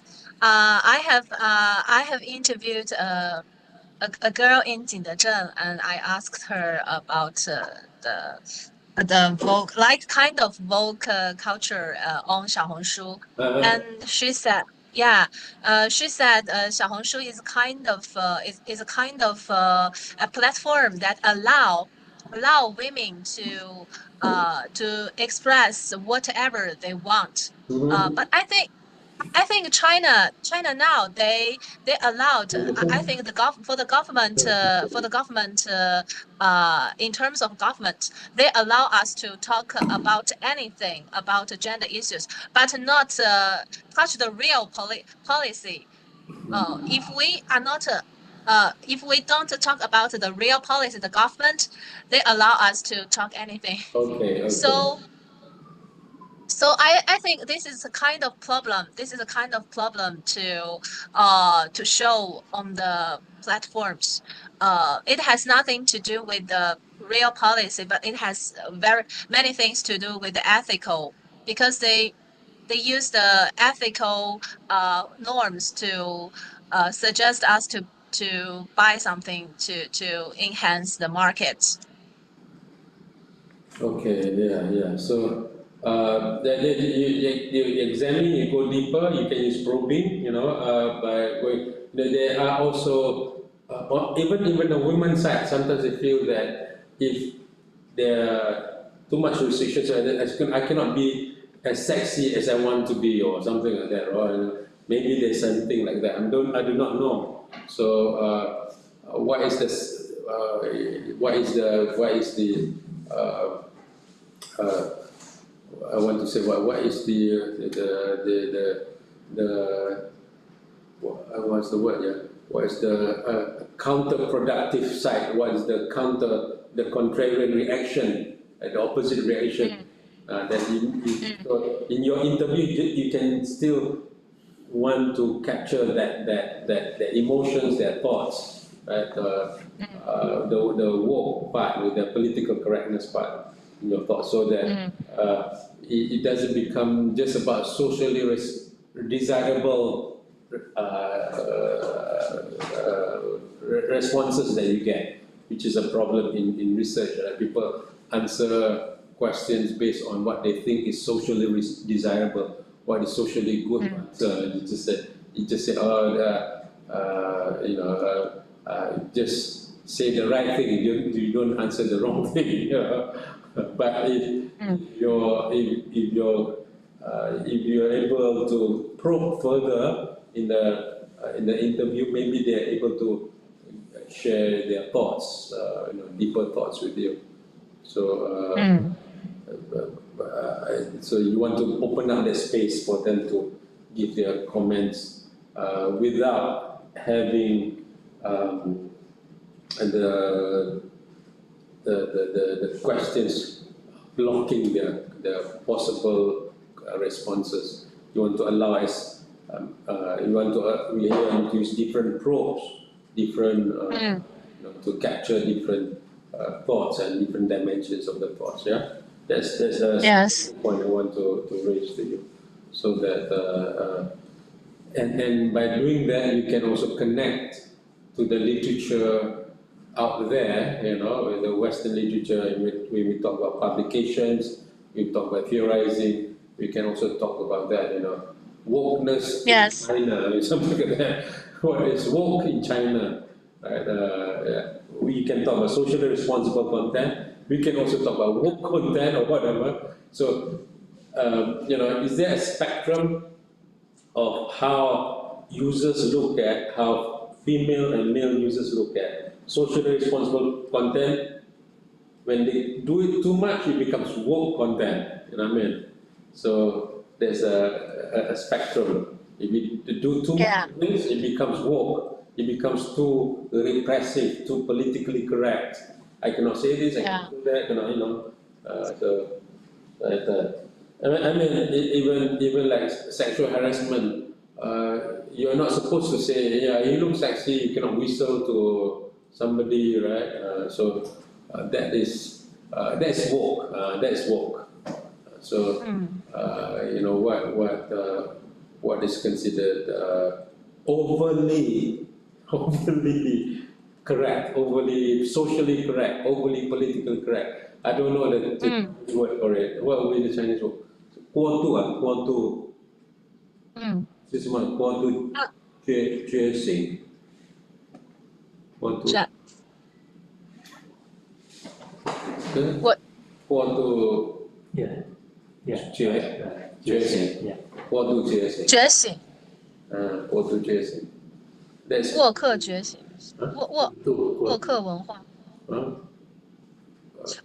We say 觉醒文化 is kind of female. It's female. Kind of female woke, yeah.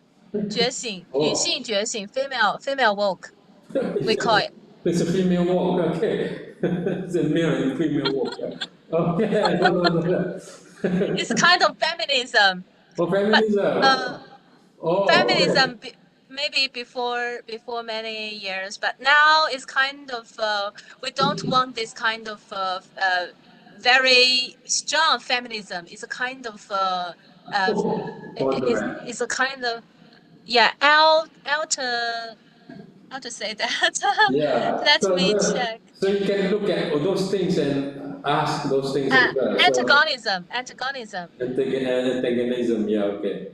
Yeah. Antagonism. Yeah. So and that kind of discourse, that kind of socially responsible thing exists in many countries, right? In Indonesia, they have this Sara, right? You cannot talk about suku, which is ethnic, agama, religion, R being race, the other R, I forgot the other one. I do not know. Yeah, there's a Sara thing. I just remember Sara. In Malaysia, it's the 3R, right? Race, religion, royalty, the king. You cannot touch on these three.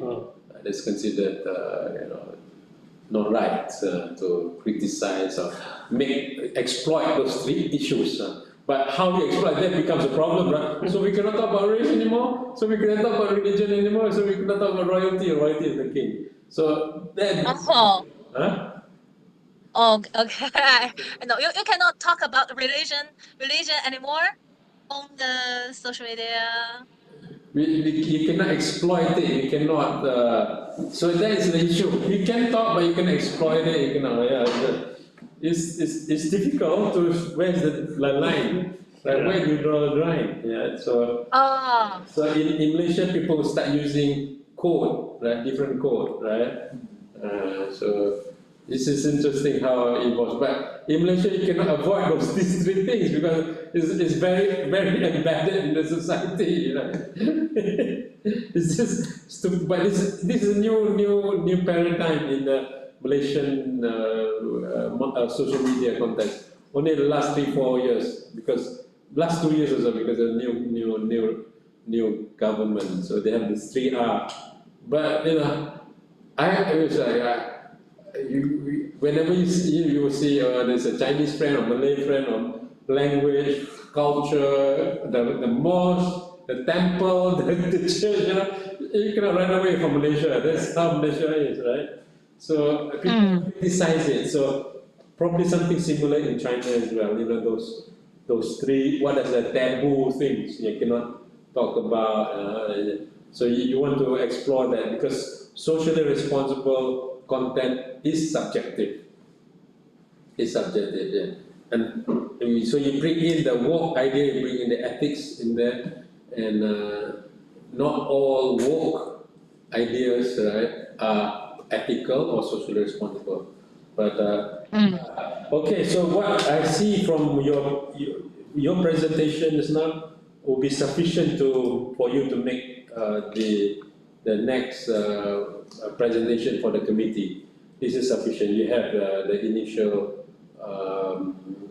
preliminary study, so you already have findings, so you can arrange for a presentation for you. Right? You can send send an email to Mr. Zul Zulkifli to ask for us to schedule a presentation. Right? Those comments that I gave you is something you can improve in the next next data collection about those things. Yeah. Okay. Yeah. Okay. Thank you. Okay. Good job. Good job, Jane. Yeah. Thank you very much. Do you think my categories are clear enough? I think these are workable. The categories will evolve. I think when you get more data, more responses. More data. Right? And if you Yeah.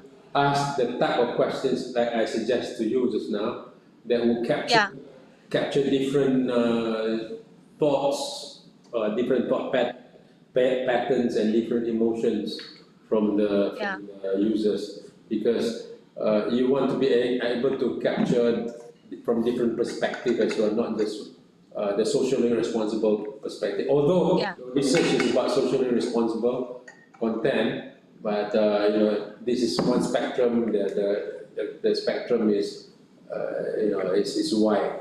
And the other spectrum, I guess, is woke, and then you go further, it's maybe political restrictions, whatever. So you want that. I think when you have that, you will have even more themes, more categories that will emerge from your research. And Okay.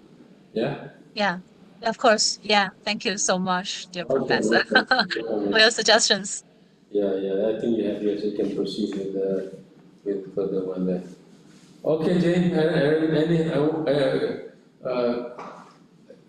Jim, you were like just now. You were talking about when Xiao Hongsu people are free to say. So you were like smiling. I don't think we can talk any subject any time. Oh yeah. I think lots of media have their rules, follow the Chinese government. Okay. Something like that. Yeah. Last time I tell you that when I publish what's the say? Journal, the article. The Yeah. article, Yeah.